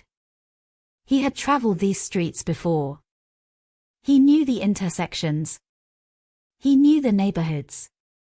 Most importantly, he knew that home was close. Then, without warning, blue emergency lights illuminated the darkness behind him. For any driver, flashing police lights trigger an immediate change in emotion. Even someone who believes they have done nothing wrong often feels a brief surge of anxiety. Hearts beat a little faster. Hands tighten slightly around the steering wheel. Thoughts race through ordinary possibilities. Was I speeding? Did I miss a stop sign? Is one of my lights broken? Tyre pulled his vehicle over. At that moment, there was still every reason to believe the encounter would end like countless other traffic stops across the country. An officer might ask for a driver's license, vehicle registration, proof of insurance. Perhaps issue a warning. Perhaps write a citation. Then everyone would leave. Instead, the atmosphere shifted almost instantly. Before Tyre had time to fully understand what was happening, several officers from the Memphis Police Department's Scorpion unit approached his vehicle with striking urgency. Their movements were fast, purposeful, aggressive. The routine rhythm expected during an ordinary traffic stop disappeared almost immediately. Body camera footage would later reveal overlapping voices issuing commands at nearly the same time. Instructions came from different directions, creating confusion instead of clarity. Rather than one officer calmly directing the situation, multiple voices competed for attention. Open the door. Get out. Lie on the ground. Show your hands. The commands arrived one after another, sometimes before the previous instruction could reasonably be completed. For someone suddenly surrounded by officers, the experience was likely overwhelming. Tyre appeared confused. Not confrontational. Confused. His voice remained noticeably calm compared to the shouting surrounding him. He repeatedly tried to explain that he had done nothing wrong. His words sounded less like defiance and more like someone desperately trying to understand why the situation had escalated so quickly. Meanwhile, the officers continued pulling him from the vehicle. Hands grabbed his arms. His body was forced toward the pavement. The traffic stop had lasted only moments, yet physical force had already entered the encounter. Everything was happening remarkably fast. From the perspective of later viewers watching body camera footage, one unsettling detail stood out. There seemed to be very little attempt to slow the situation down. Law enforcement training often emphasizes communication, distance, time, de-escalation whenever circumstances safely permit. Those principles exist because slowing events frequently reduces fear for everyone involved. That did not happen here. Instead, pressure intensified almost immediately. One officer attempted to restrain Tyre. Another deployed pepper spray. Confusion spread further because the chemical agent affected not only its intended target but officers nearby as well. Voices became louder. Instructions became even more frantic. Several officers themselves appeared disoriented by the spray. The scene was rapidly descending into disorder. From outside the vehicle, anyone witnessing only fragments of the encounter might have struggled to determine who was giving orders, who was following them, or why events had deteriorated so dramatically. Tyre remained on the ground for portions of the struggle. He attempted to comply with certain commands while simultaneously responding to others that contradicted what had just been said. One officer demanded his hands. Another controlled part of his body. A third continued shouting additional instructions. The environment became increasingly chaotic. Fear often changes human behavior in unpredictable ways. Psychologists have long explained that extreme stress narrows perception. Complex reasoning gives way to instinct. The body prepares for survival through responses commonly described as fight, flight, or freeze. Individuals rarely choose these reactions consciously. Their nervous systems choose for them. Some people become motionless. Others argue. Others attempt escape. As the struggle continued, Tyre suddenly managed to free himself. He stood, turned, and began running. The decision lasted only an instant. Whether motivated by fear, confusion, panic, or the simple desire to escape what felt like escalating danger, he sprinted away from the officers into the darkness. Behind him came immediate pursuit. Several officers ran after him. Others broadcast updates over police radio. Flashlights bounced wildly through residential streets as the chase moved away from the original traffic stop. Foot pursuits present unique dangers for both officers and suspects. Adrenaline rises dramatically. Visibility decreases. Decision-making becomes compressed into seconds. Everyone involved experiences rapidly increasing stress. Yet one heartbreaking detail distinguished this pursuit from countless others. Tyre was not running into unfamiliar territory. He was running toward somewhere deeply familiar. His mother's house. The neighborhood ahead was one he knew. The streets carried memories stretching back years. Perhaps, in those frantic moments, home represented safety. Perhaps he believed that reaching a familiar place would somehow calm the situation. No one can truly know what thoughts passed through his mind as he ran. But investigators later determined that his destination lay only a short distance away. The pursuit lasted only minutes. For those running, however, time likely felt distorted. Each second stretched longer than normal. Each corner carried uncertainty. Each breath became heavier.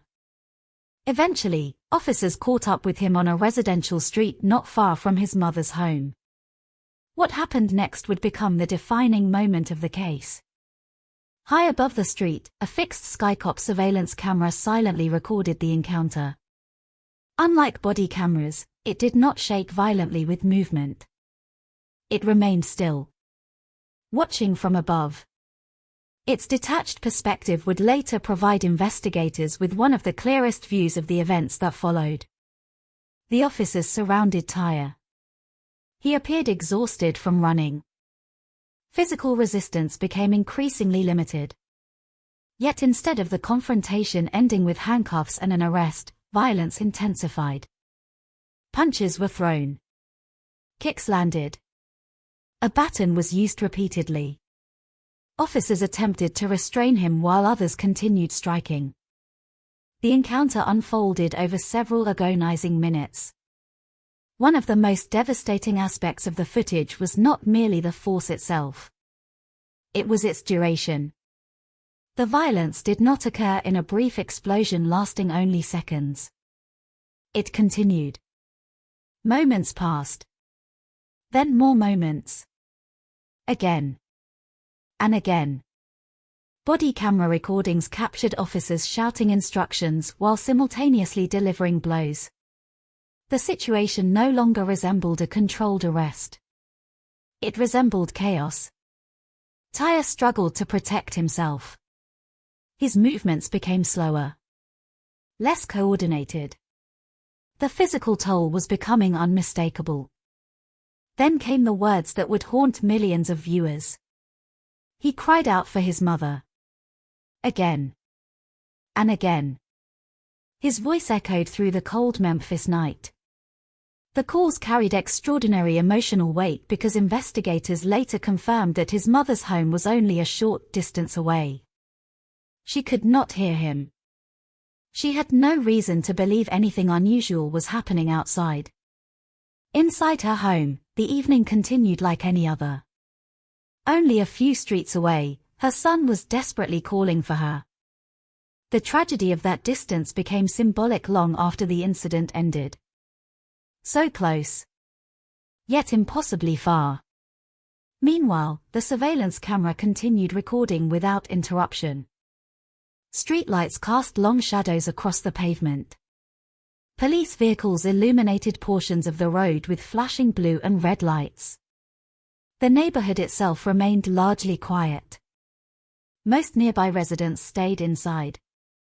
Few understood the significance of what was unfolding. As the beating continued, Tyre's condition visibly deteriorated. His movements slowed dramatically. His body struggled to remain upright. The energy required simply to breathe appeared increasingly difficult to summon. Eventually, officers managed to handcuff him. For many observers, that should have marked the end of force.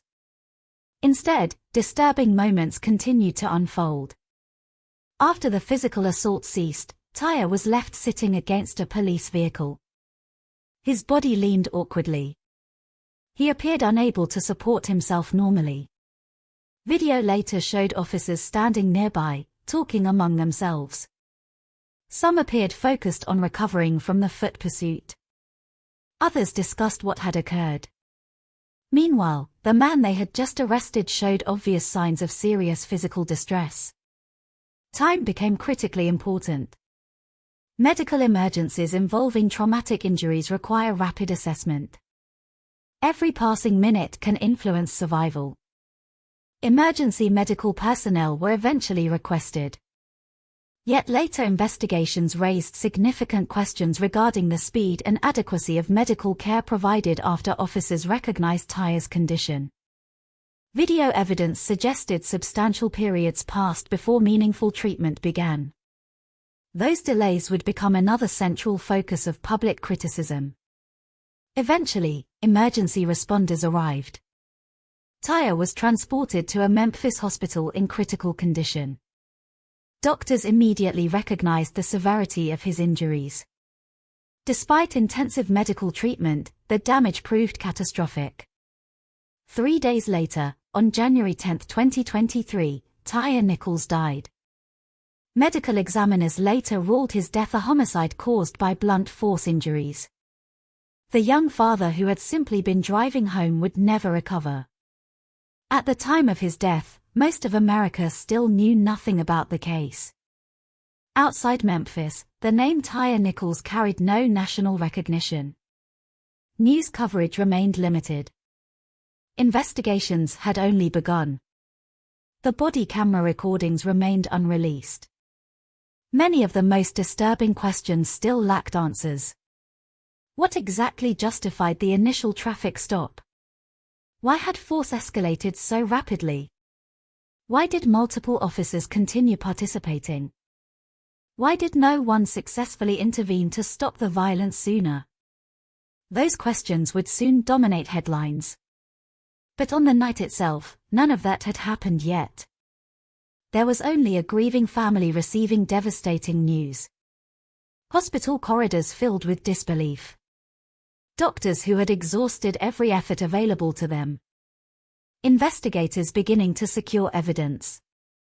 Officers writing reports that would later face extraordinary scrutiny.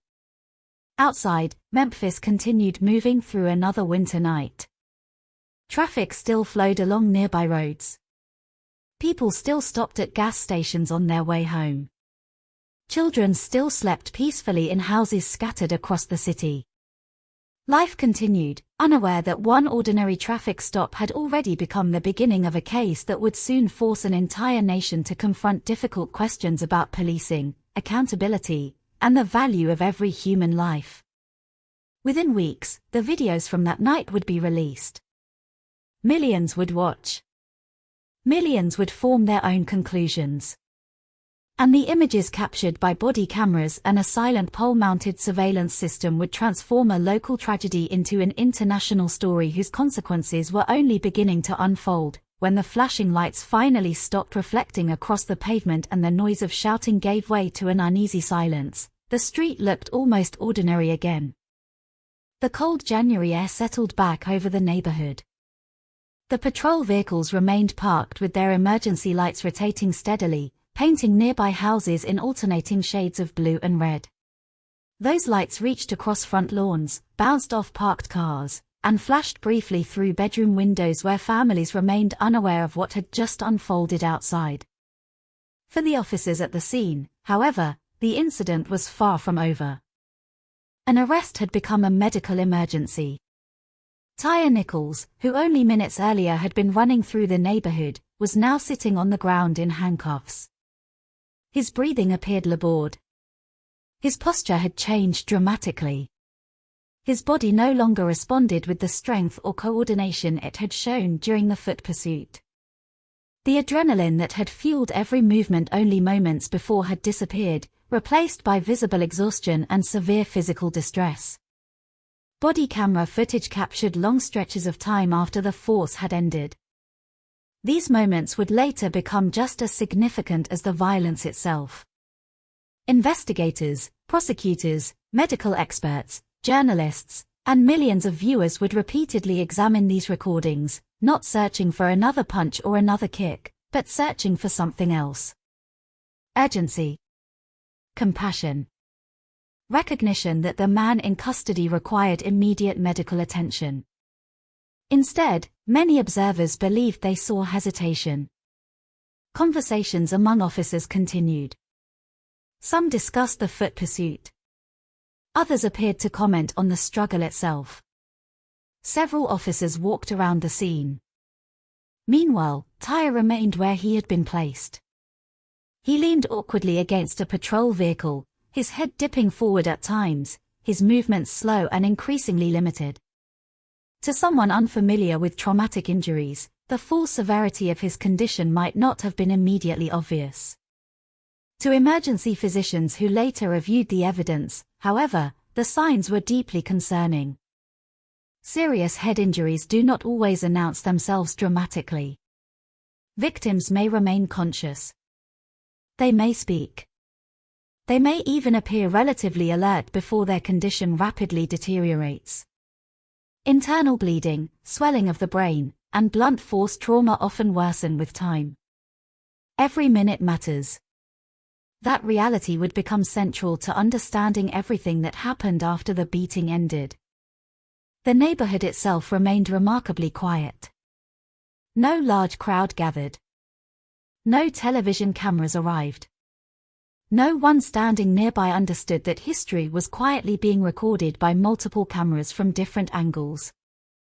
Most houses remained dark. Televisions continued playing inside living rooms. Families prepared for bed.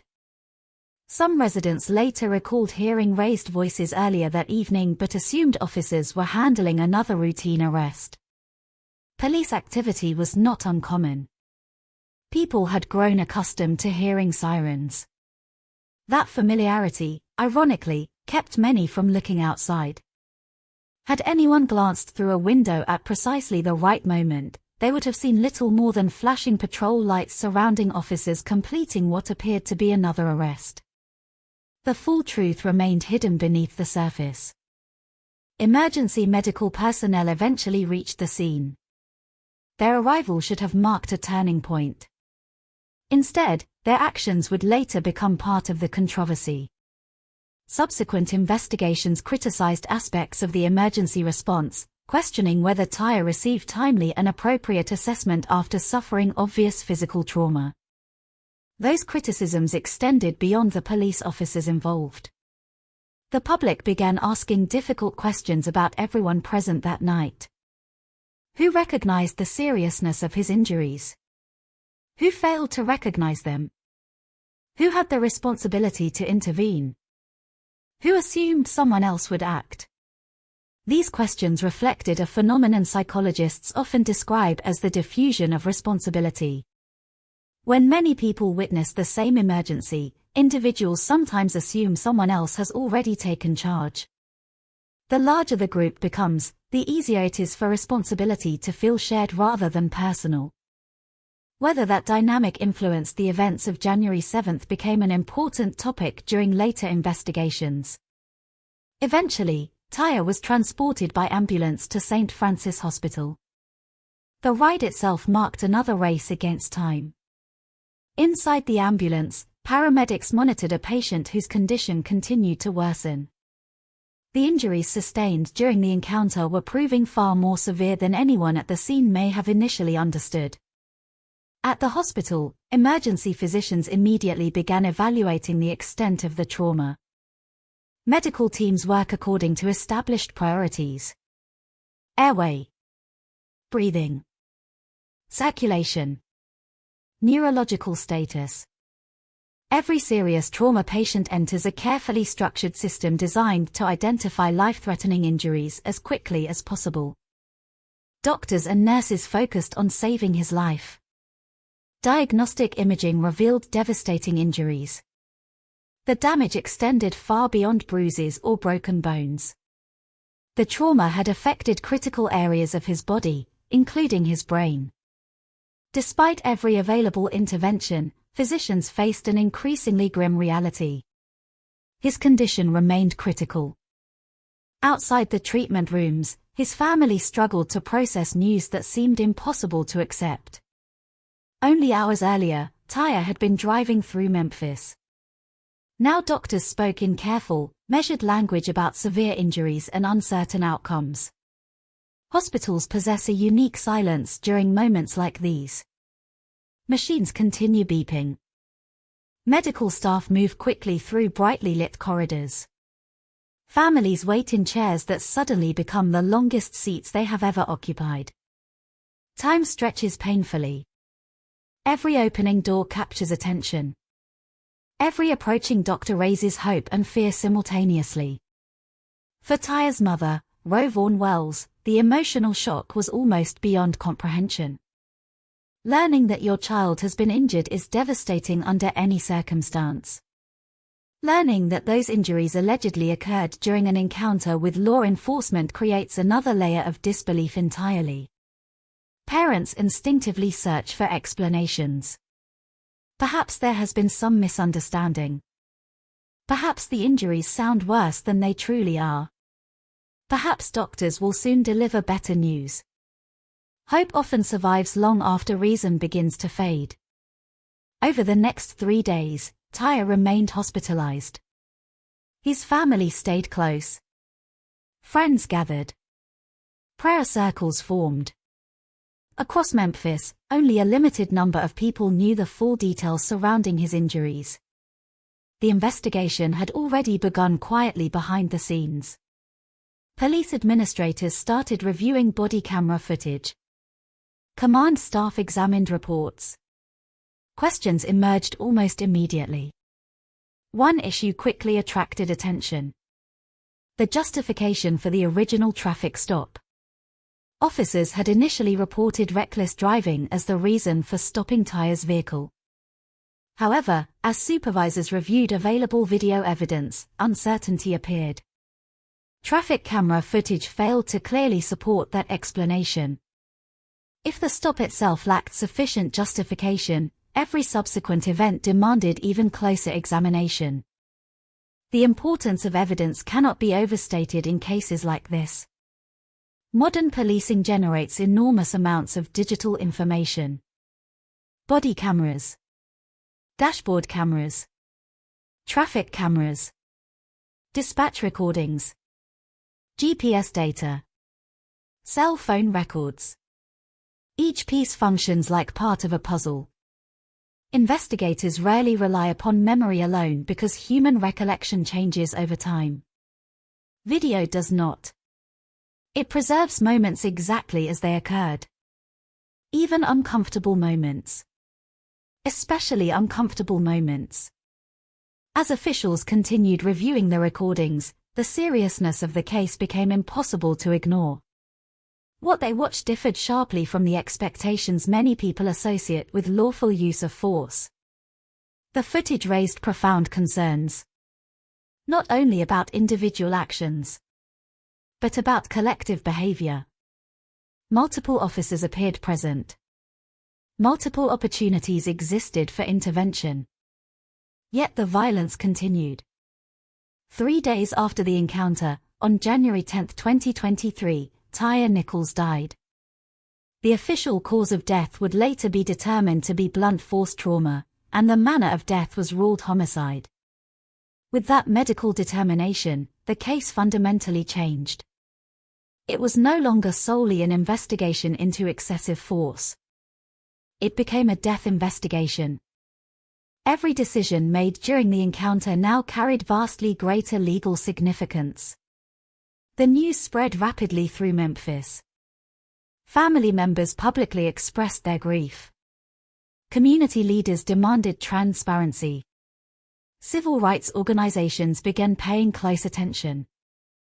Still, one crucial piece of evidence remained unseen by the public. The videos. Authorities faced a difficult decision. Releasing such graphic footage risked widespread public outrage and emotional trauma. Withholding it risked accusations of secrecy and institutional protection. City officials prepared carefully. Law enforcement leaders reviewed security concerns. Community organizations urged peaceful responses. Political leaders anticipated demonstrations once the recordings became public. Meanwhile, investigators continued documenting the scene long after patrol vehicles had left. Crime scene specialists photographed locations, collected measurements, compared camera angles, reviewed dispatch timelines. Each minute between the initial stop and hospital arrival became part of an increasingly detailed reconstruction. Prosecutors understood that successful criminal cases depend upon precision. Every action must be documented. Every timeline verified. Every witness interviewed. Unlike fictional crime dramas, real investigations advance slowly. Painstakingly. Often frustratingly. The public may demand immediate answers, but investigators know that rushing complex cases risks permanent mistakes. As forensic specialists examined evidence, another uncomfortable reality became clear. This case had been documented more completely than many investigations in American history. There were multiple body cameras, radio communications, surveillance footage, medical records, autopsy findings, digital timestamps. Rather than searching desperately for evidence, investigators faced the opposite challenge. They possessed an overwhelming amount of evidence requiring careful analysis. Each recording revealed slightly different perspectives. Body cameras captured close-range interactions. The elevated surveillance camera documented broader movements.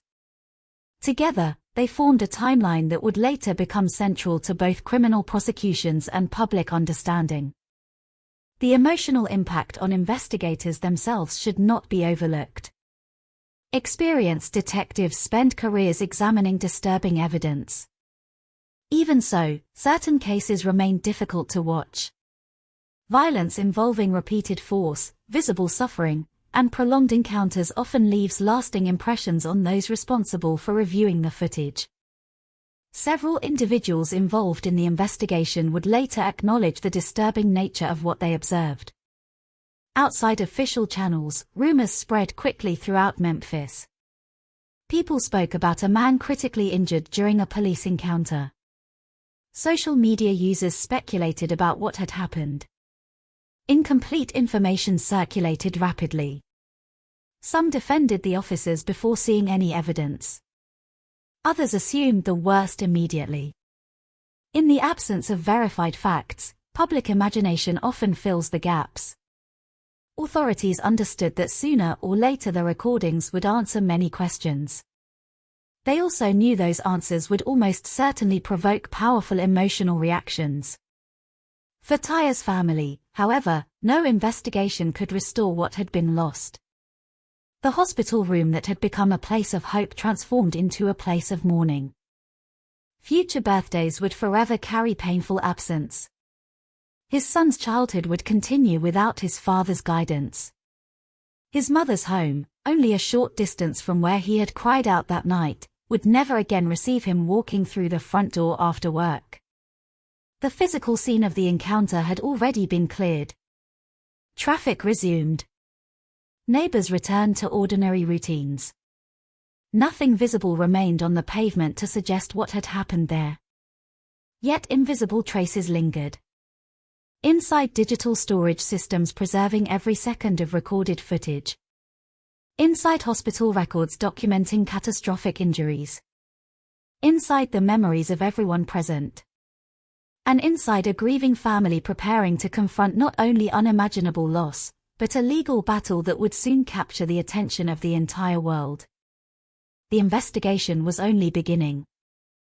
Soon, the evidence hidden within thousands of minutes of video would emerge into public view, forcing an entire nation to witness exactly what the cameras had seen on that cold January night in Memphis. The days immediately following Tyre Nichols' death unfolded beneath an uneasy silence. Outside the Shelby County Medical Examiner's office, reporters waited patiently, hoping for even the smallest official update. Television cameras stood on tripods pointed toward government buildings where doors remained closed for hours at a time. Microphones were prepared long before anyone stepped forward to speak.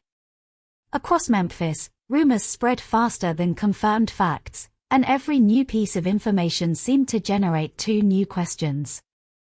Inside police headquarters, however, silence did not mean inactivity. An internal review had already begun. Every report submitted by the officers involved was collected. Every body camera recording was secured. Every radio transmission was archived. Investigators understood that the integrity of the evidence would determine everything that followed. Unlike older cases that depended almost entirely on witness testimony, this investigation possessed something far more powerful. Time itself had been preserved. Digital timestamps. Video. Audio. GPS records. Dispatch logs. Together, they formed a detailed chronology that could not easily be rewritten. The first major question centered on the very beginning of the encounter. Why had Tyre Nichols been stopped in the first place? The officers initially stated that they believed he had been driving recklessly. On paper, that explanation sounded straightforward. Police officers conduct traffic stops every day for speeding, reckless driving, expired registrations, broken lights, and countless other traffic violations. Had that explanation been supported by evidence, the investigation might have focused primarily on what occurred after the stop. Instead, investigators discovered something troubling. Traffic camera footage did not clearly support the allegation of reckless driving. Police administrators reviewed available surveillance videos from nearby intersections. Analysts examined vehicle movements frame by frame. They searched for dangerous maneuvers, high-speed turns, obvious traffic violations. The evidence failed to provide a clear visual basis for the stop. That finding immediately raised another difficult question. If the reason for initiating the stop remained uncertain, how should investigators evaluate everything that happened afterward? The issue was no longer confined to the use of force. It now extended backward to the legitimacy of the encounter itself. Meanwhile, another team of investigators focused entirely on the body camera footage. Watching those recordings was neither quick nor simple. Several officers had worn cameras. Each device captured events from a different perspective. The recordings overlapped. Sometimes they contradicted one another. Sometimes one camera revealed details hidden from another. Investigators synchronized timestamps carefully, allowing every movement to be viewed from multiple angles. The process resembled assembling an enormous puzzle. One officer's camera showed the initial approach. Another documented the foot pursuit. Others captured portions of the struggle that unfolded after Tyre was caught. Then there was the Skycop surveillance camera. Mounted high above the street, it remained motionless throughout the encounter. Unlike body cameras, which bounced violently during the chase, the surveillance system quietly documented the broader scene from above. Its perspective proved invaluable. It showed positions, distances, timing, relationships between officers and Tyre throughout the encounter. Investigators repeatedly returned to that footage because it provided something body cameras often could not. Context. The review quickly became emotionally difficult. Experienced detectives are trained to examine disturbing material without allowing emotions to interfere with objective analysis. Yet training does not eliminate humanity. Many investigators had spent years examining homicide scenes, fatal accidents, and violent assaults. Even so, some later acknowledged that the Nichols recordings remained deeply unsettling. Not because violence itself was unfamiliar. Because of its duration. Moments existed when the force appeared to continue long after Tyre's ability to meaningfully resist had diminished. Those moments would later become central to criminal prosecutions. Supervisors inside the Memphis Police Department reached conclusions of their own. The department's leadership recognized the extraordinary seriousness of what had occurred. Police Chief Sarah Lynn Davis personally reviewed the available evidence. The footage profoundly disturbed her.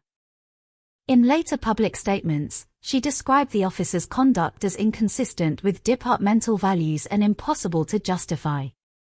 Those words carried enormous significance. Police chiefs do not typically condemn their own officers before investigations conclude. Doing so risks influencing public perception and legal proceedings. Yet the evidence appeared so compelling that leadership moved with unusual speed. Administrative action came quickly. 5 officers assigned to the Scorpion unit were removed from duty. Their names soon became known nationwide. Tadarius Bean, Demetrius Haley, Justin Smith, Emmett Martin III, Desmond Mills Jr. Each had participated in different aspects of the encounter. Each now found himself at the center of an investigation unlike anything previously experienced. Administrative suspension represented only the beginning. Internal affairs investigators continued interviewing officers individually. Standard investigative procedure required separate interviews to prevent witnesses from coordinating their accounts. Each officer described events from his own perspective. Investigators compared every statement against the available video evidence. Consistency mattered. Contradictions mattered even more. Questions became increasingly specific. Who delivered which strikes? Who attempted restraint? Who gave commands? Who failed to intervene? Who observed injuries developing? Who requested medical assistance? Every answer carried potential criminal implications. As interviews continued, outside agencies also entered the investigation. The Tennessee Bureau of Investigation began conducting an independent criminal inquiry. The Federal Bureau of Investigation monitored developments closely. The United States Department of Justice initiated its own review. Multiple agencies now worked simultaneously. Their responsibilities differed. Some examined potential violations of state criminal law. Others considered possible federal civil rights offenses. Still others evaluated departmental policy violations. The complexity of the investigation expanded rapidly. For Tyre's family, however, legal distinctions meant very little. They wanted answers.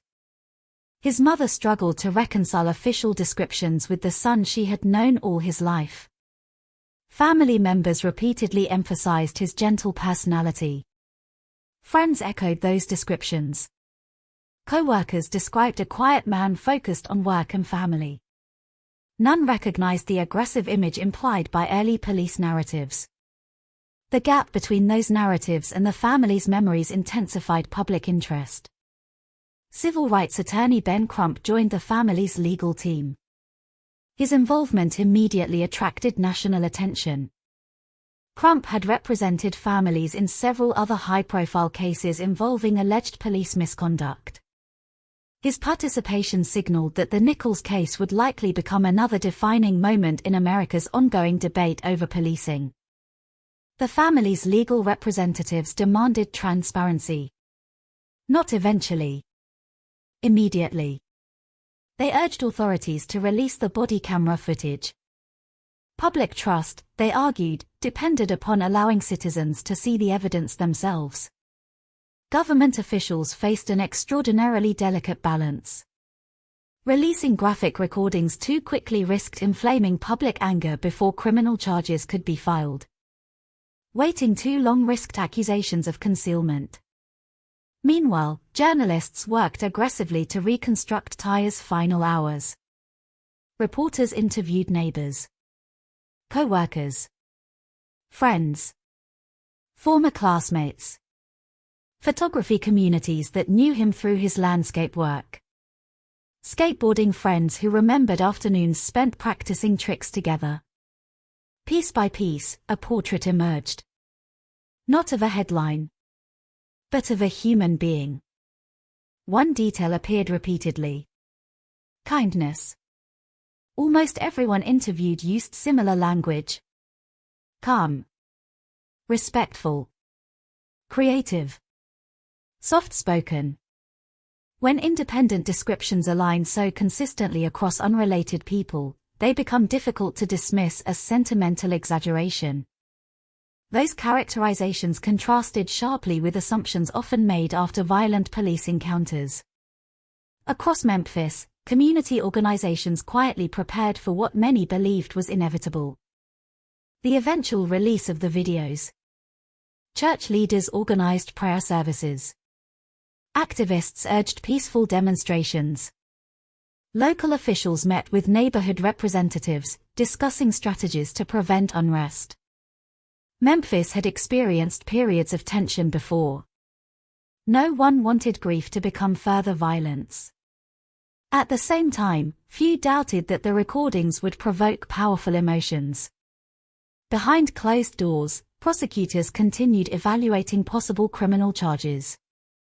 Charging police officers presents unique legal challenges. Prosecutors must prove not only that force occurred, but that the force violated criminal law beyond a reasonable doubt. Video evidence helps enormously. Yet every frame requires careful legal interpretation. Investigators slowed recordings repeatedly. Measured intervals. Documented every visible strike. Compared officer statements against what cameras actually showed. Medical experts contributed another critical layer. The autopsy findings helped explain the relationship between observed force and the injuries that ultimately caused Tyre's death. Doctors analyzed trauma patterns. Examined internal injuries. Determined mechanisms of death. Their conclusions would later become foundational evidence during criminal proceedings. While investigators focused on facts, another battle unfolded in the court of public opinion. Social media exploded with speculation. Some users defended the officers despite limited available evidence. Others concluded guilt immediately. Conspiracy theories appeared almost overnight. Old photographs circulated without context. Rumors spread faster than corrections.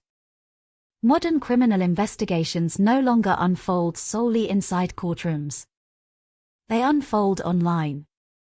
Millions of strangers become commentators before juries ever hear opening statements. Authorities therefore became increasingly careful about every public statement. Precision mattered.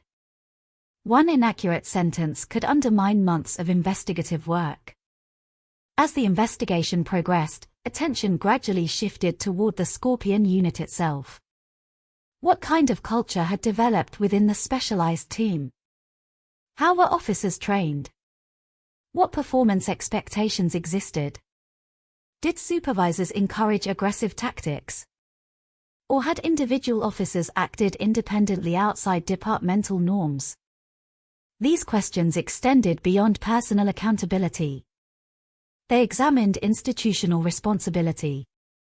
Experts in police culture often describe how specialized units can gradually develop distinct identities.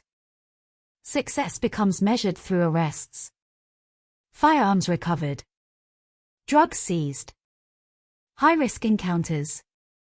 Without careful supervision, those priorities sometimes create environments where restraint receives less recognition than aggressive action. Investigators explored whether any such dynamic existed within Scorpion. Personnel records, training files, performance evaluations, supervisory communications. Everything became relevant. The investigation was no longer asking only what happened on January 7th. It was asking why it happened, and whether warning signs had existed long before Tyre Nichols entered the picture. As January continued, one truth became increasingly clear. This would not remain a local story. Too many questions remained unanswered. Too much evidence existed. Too many institutions had become involved.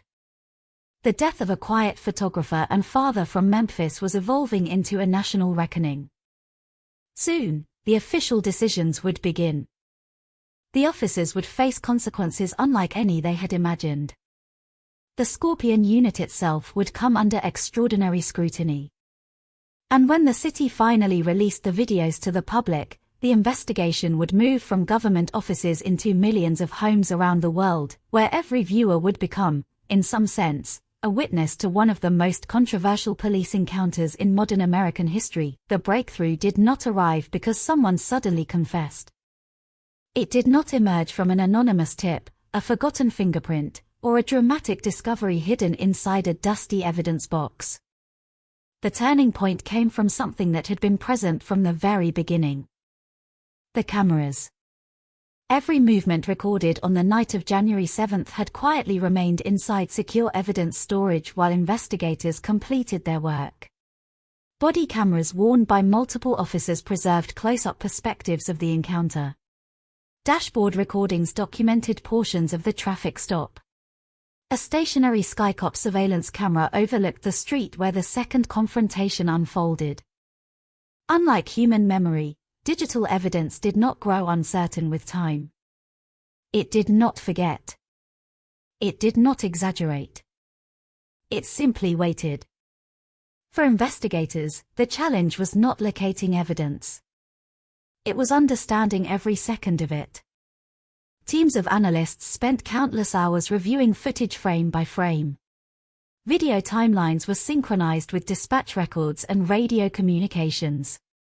Officers' written reports were compared against the recordings repeatedly. The process demanded extraordinary patience.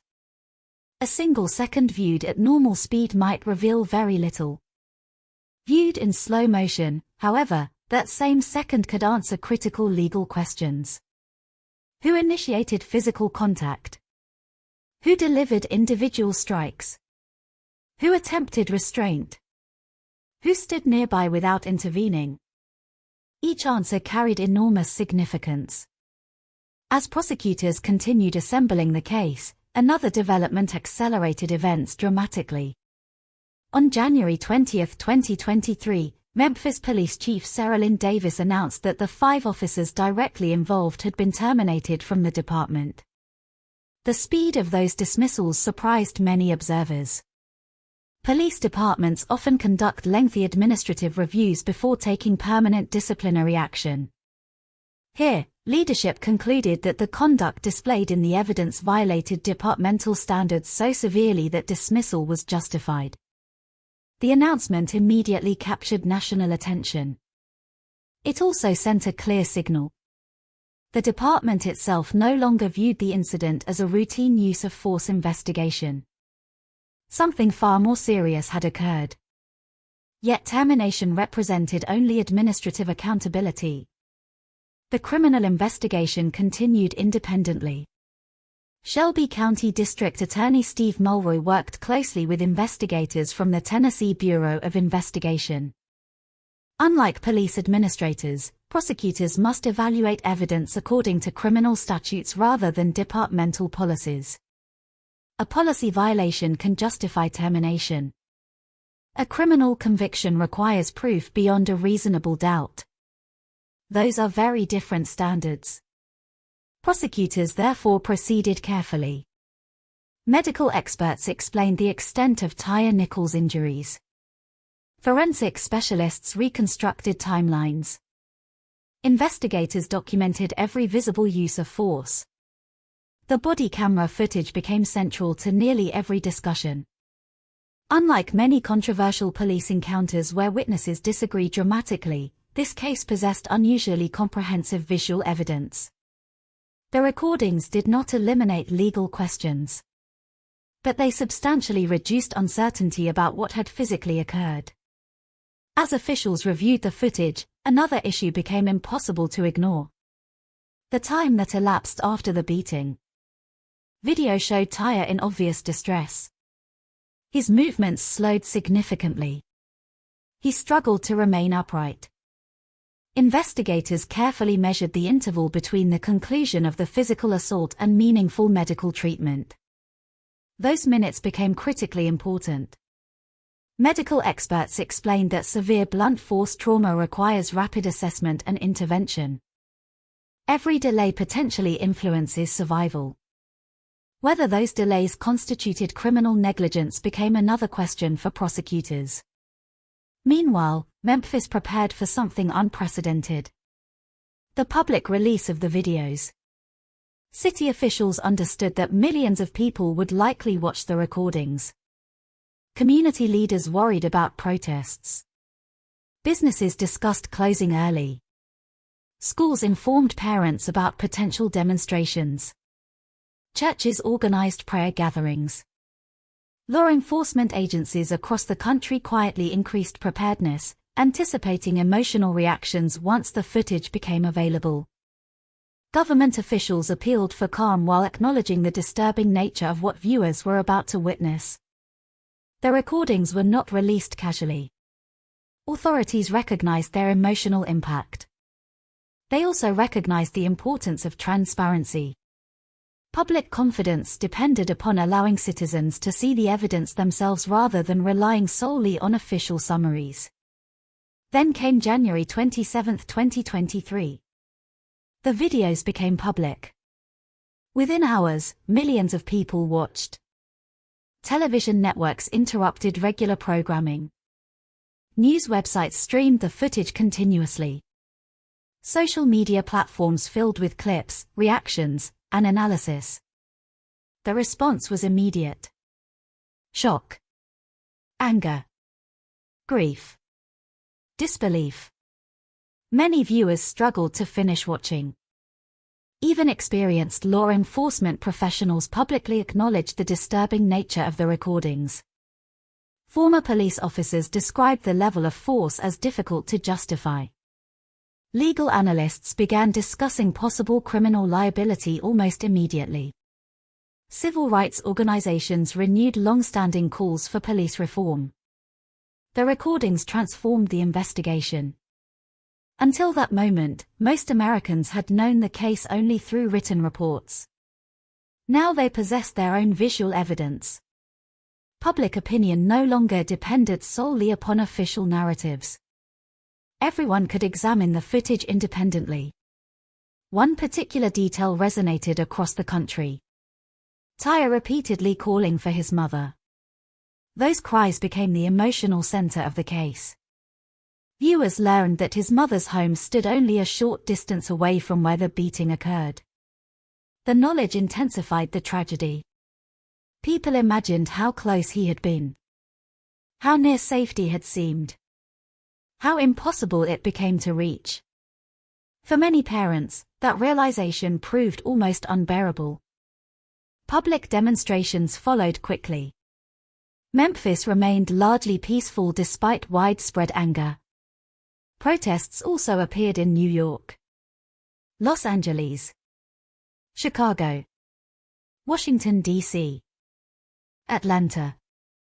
Communities across America gathered to mourn, demand accountability, and renew debates about policing. Unlike some previous demonstrations following police violence, many organizers emphasized peaceful assembly. Family members themselves repeatedly urged supporters to honor Tyre's memory without creating further harm. Their appeals carried weight. Meanwhile, prosecutors reached their own conclusion. The evidence supported criminal charges. On January 26, one day before the public release of the videos, the 5 former officers were formally charged. The list of charges reflected the seriousness of the investigation. Second-degree murder, aggravated assault, aggravated kidnapping, official misconduct, official oppression. The announcement represented one of the swiftest criminal responses to a high-profile police death in recent American history. The officers surrendered to authorities. Booking photographs soon appeared across national news outlets. The transformation was extraordinary. Only weeks earlier, they had been members of an elite specialized police unit. Now they entered the criminal justice system as defendants. The legal process, however, was only beginning. Each defendant retained legal counsel. Presumption of innocence remained fundamental. Prosecutors still carried the burden of proving every allegation in court. No verdict had yet been reached. Yet the criminal charges themselves represented a dramatic turning point. Attention also intensified around the Scorpion unit. Questions multiplied. How had such a culture developed? Were supervisors aware of aggressive practices? Did performance expectations unintentionally encourage excessive force? Public confidence in the specialized unit collapsed rapidly. Only days after the videos became public, the Memphis Police Department announced that Scorpion would be permanently disbanded.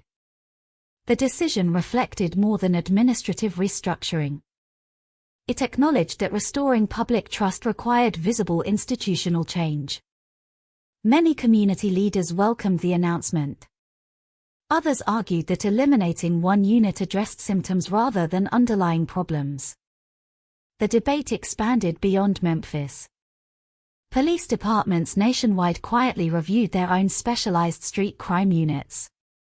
Training programs, supervisory practices, use of force policies, body camera procedures.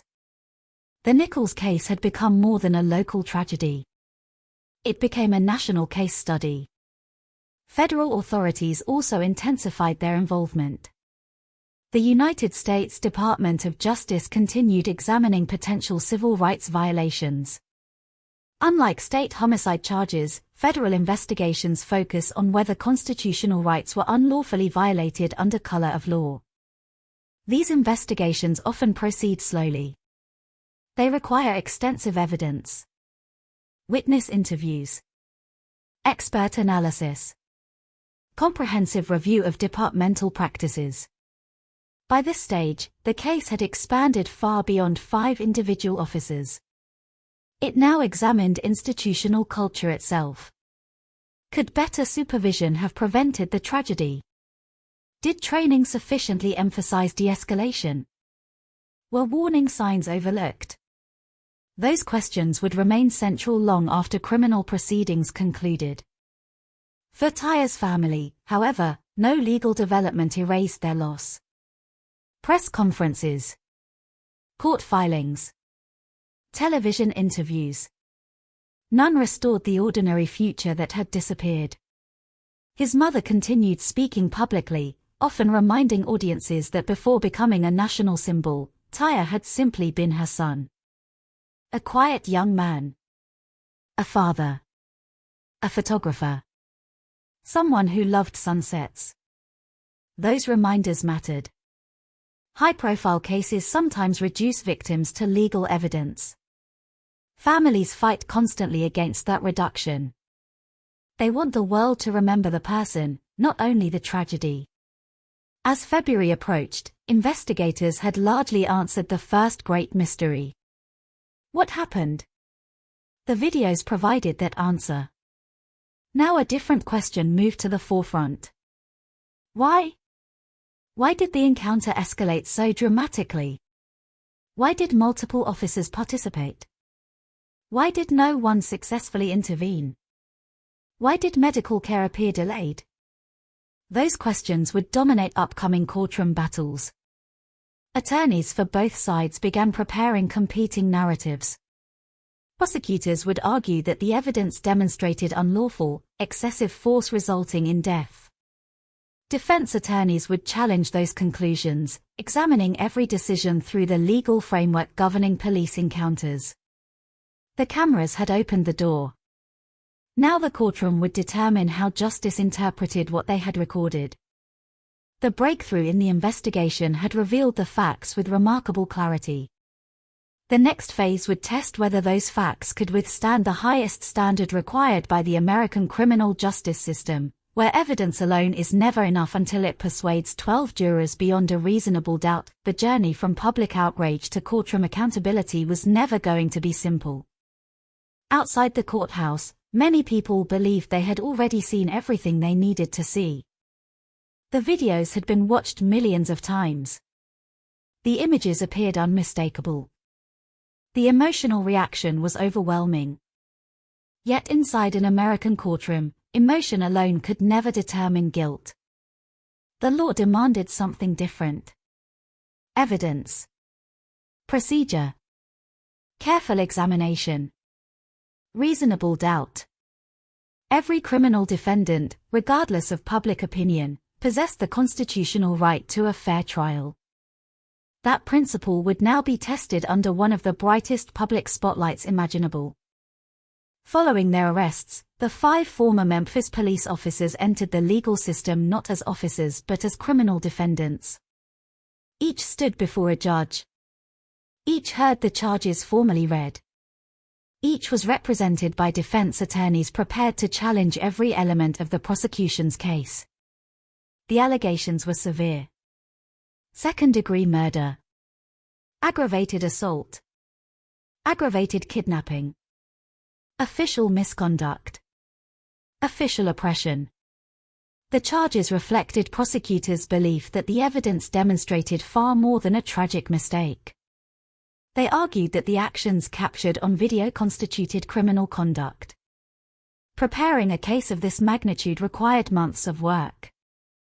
Prosecutors assembled teams of investigators, forensic specialists, medical experts, and legal analysts.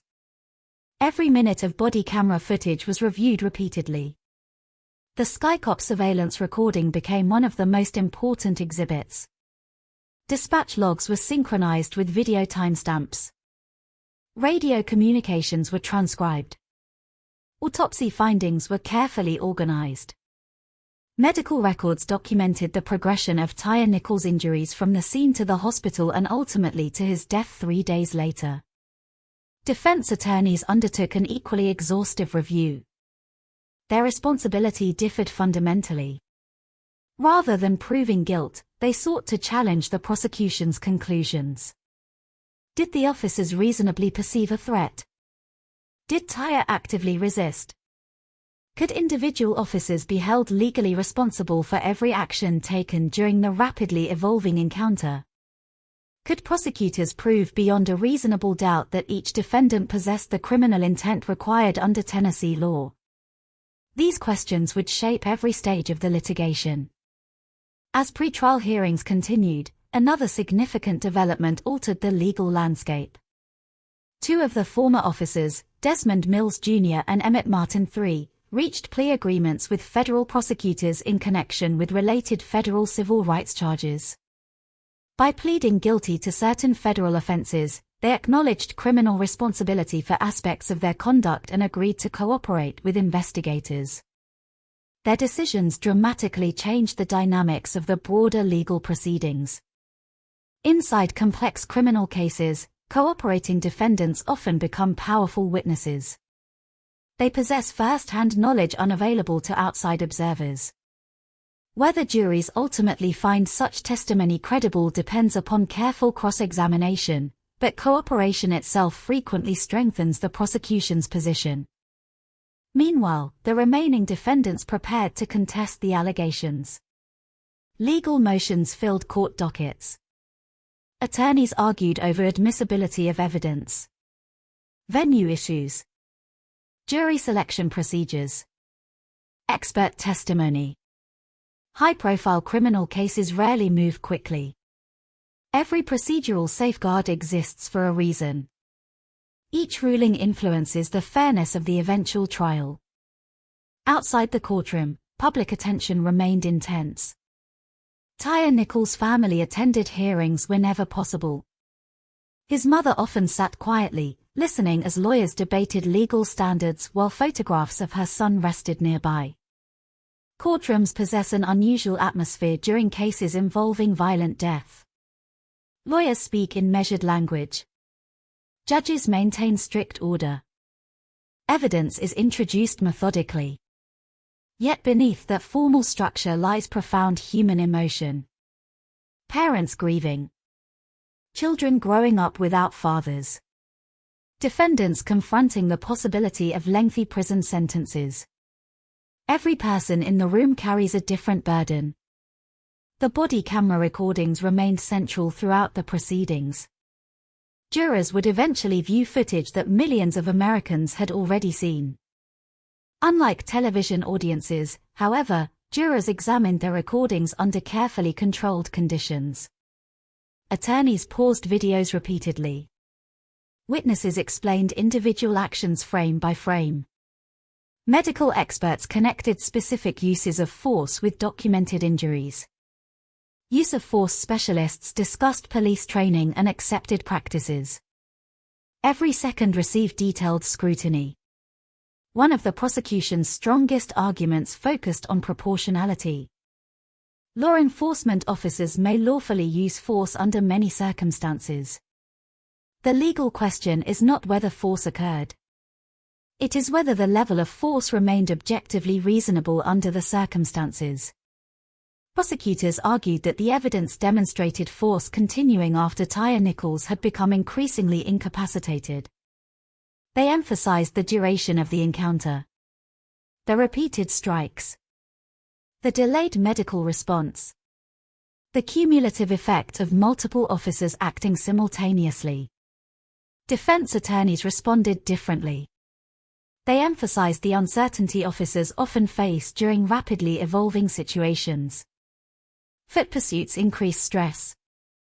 Adrenaline influences perception. Split-second decisions rarely benefit from hindsight. The defense sought to place jurors inside the mindset of officers confronting an unfolding encounter rather than allowing them to evaluate events calmly months later. The distinction mattered enormously.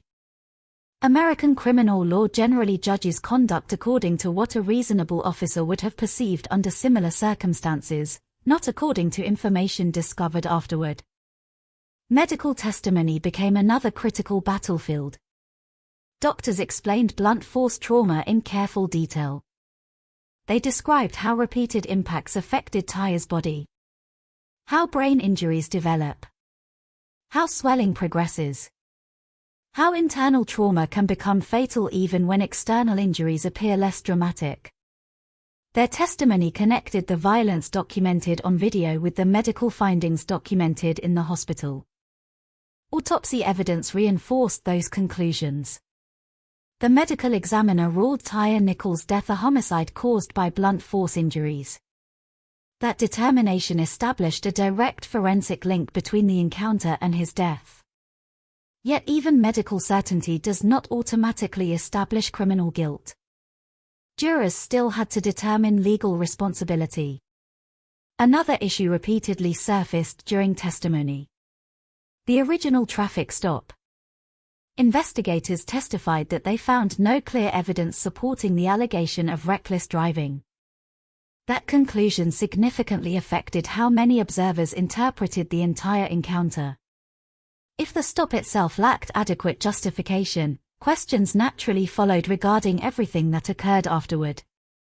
The legal process unfolded simultaneously in both state and federal courts. Each system addressed different criminal statutes. Federal prosecutors concentrated on alleged violations of constitutional civil rights. State prosecutors pursued homicide and related charges under Tennessee law. Although arising from the same incident, the proceedings remained legally distinct. The complexity often confused members of the public.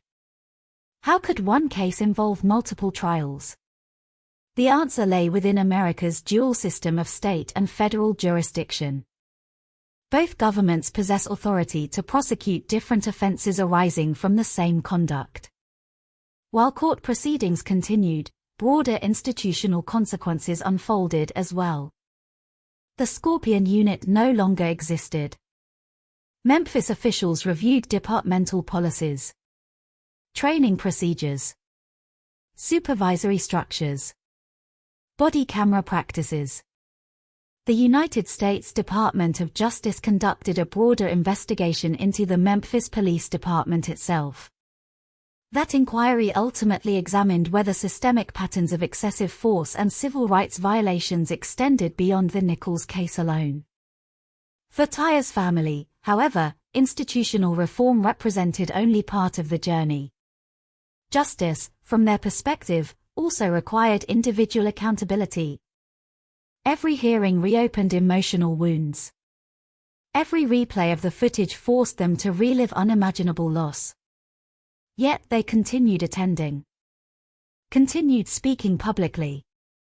Continued reminding the nation that behind every exhibit number and legal motion stood a man who loved photography, sunsets, skateboarding, and spending time with his son. As the months passed, legal outcomes gradually emerged. Some defendants accepted responsibility through guilty pleas in federal proceedings. Others continued contesting the charges in court. Separate state and federal cases produced different outcomes for different individuals, reflecting the complexity of American criminal procedure and the distinct legal standards applied in each jurisdiction. The litigation extended far beyond the initial wave of public attention. Headlines eventually became less frequent. Television cameras appeared less often. But inside courtrooms, the work continued. Patiently. Methodically. Every witness examined. Every objection ruled upon. Every piece of evidence considered. For many Americans, the Nichols case demonstrated both the strengths and limitations of the justice system. The existence of body camera evidence allowed investigators to reconstruct events with remarkable precision. Independent investigations proceeded rapidly. Officers faced criminal charges within weeks. Yet the legal process itself remained necessarily slow, reflecting constitutional protections designed to ensure fairness even in emotionally charged cases. No verdict could restore Tyer Nichols to his family. No sentence could replace the father his son had lost. Justice, in cases like this, can only acknowledge harm. It cannot erase it. As courtroom proceedings continued into the following years, another realization slowly emerged. The legacy of the Nichols case would not ultimately be defined only by criminal verdicts. Its lasting impact would be measured by whether institutions learned from the tragedy, whether policing practices changed, and whether future encounters might end differently because one ordinary winter night in Memphis forced an entire nation to confront uncomfortable truths that could no longer be ignored.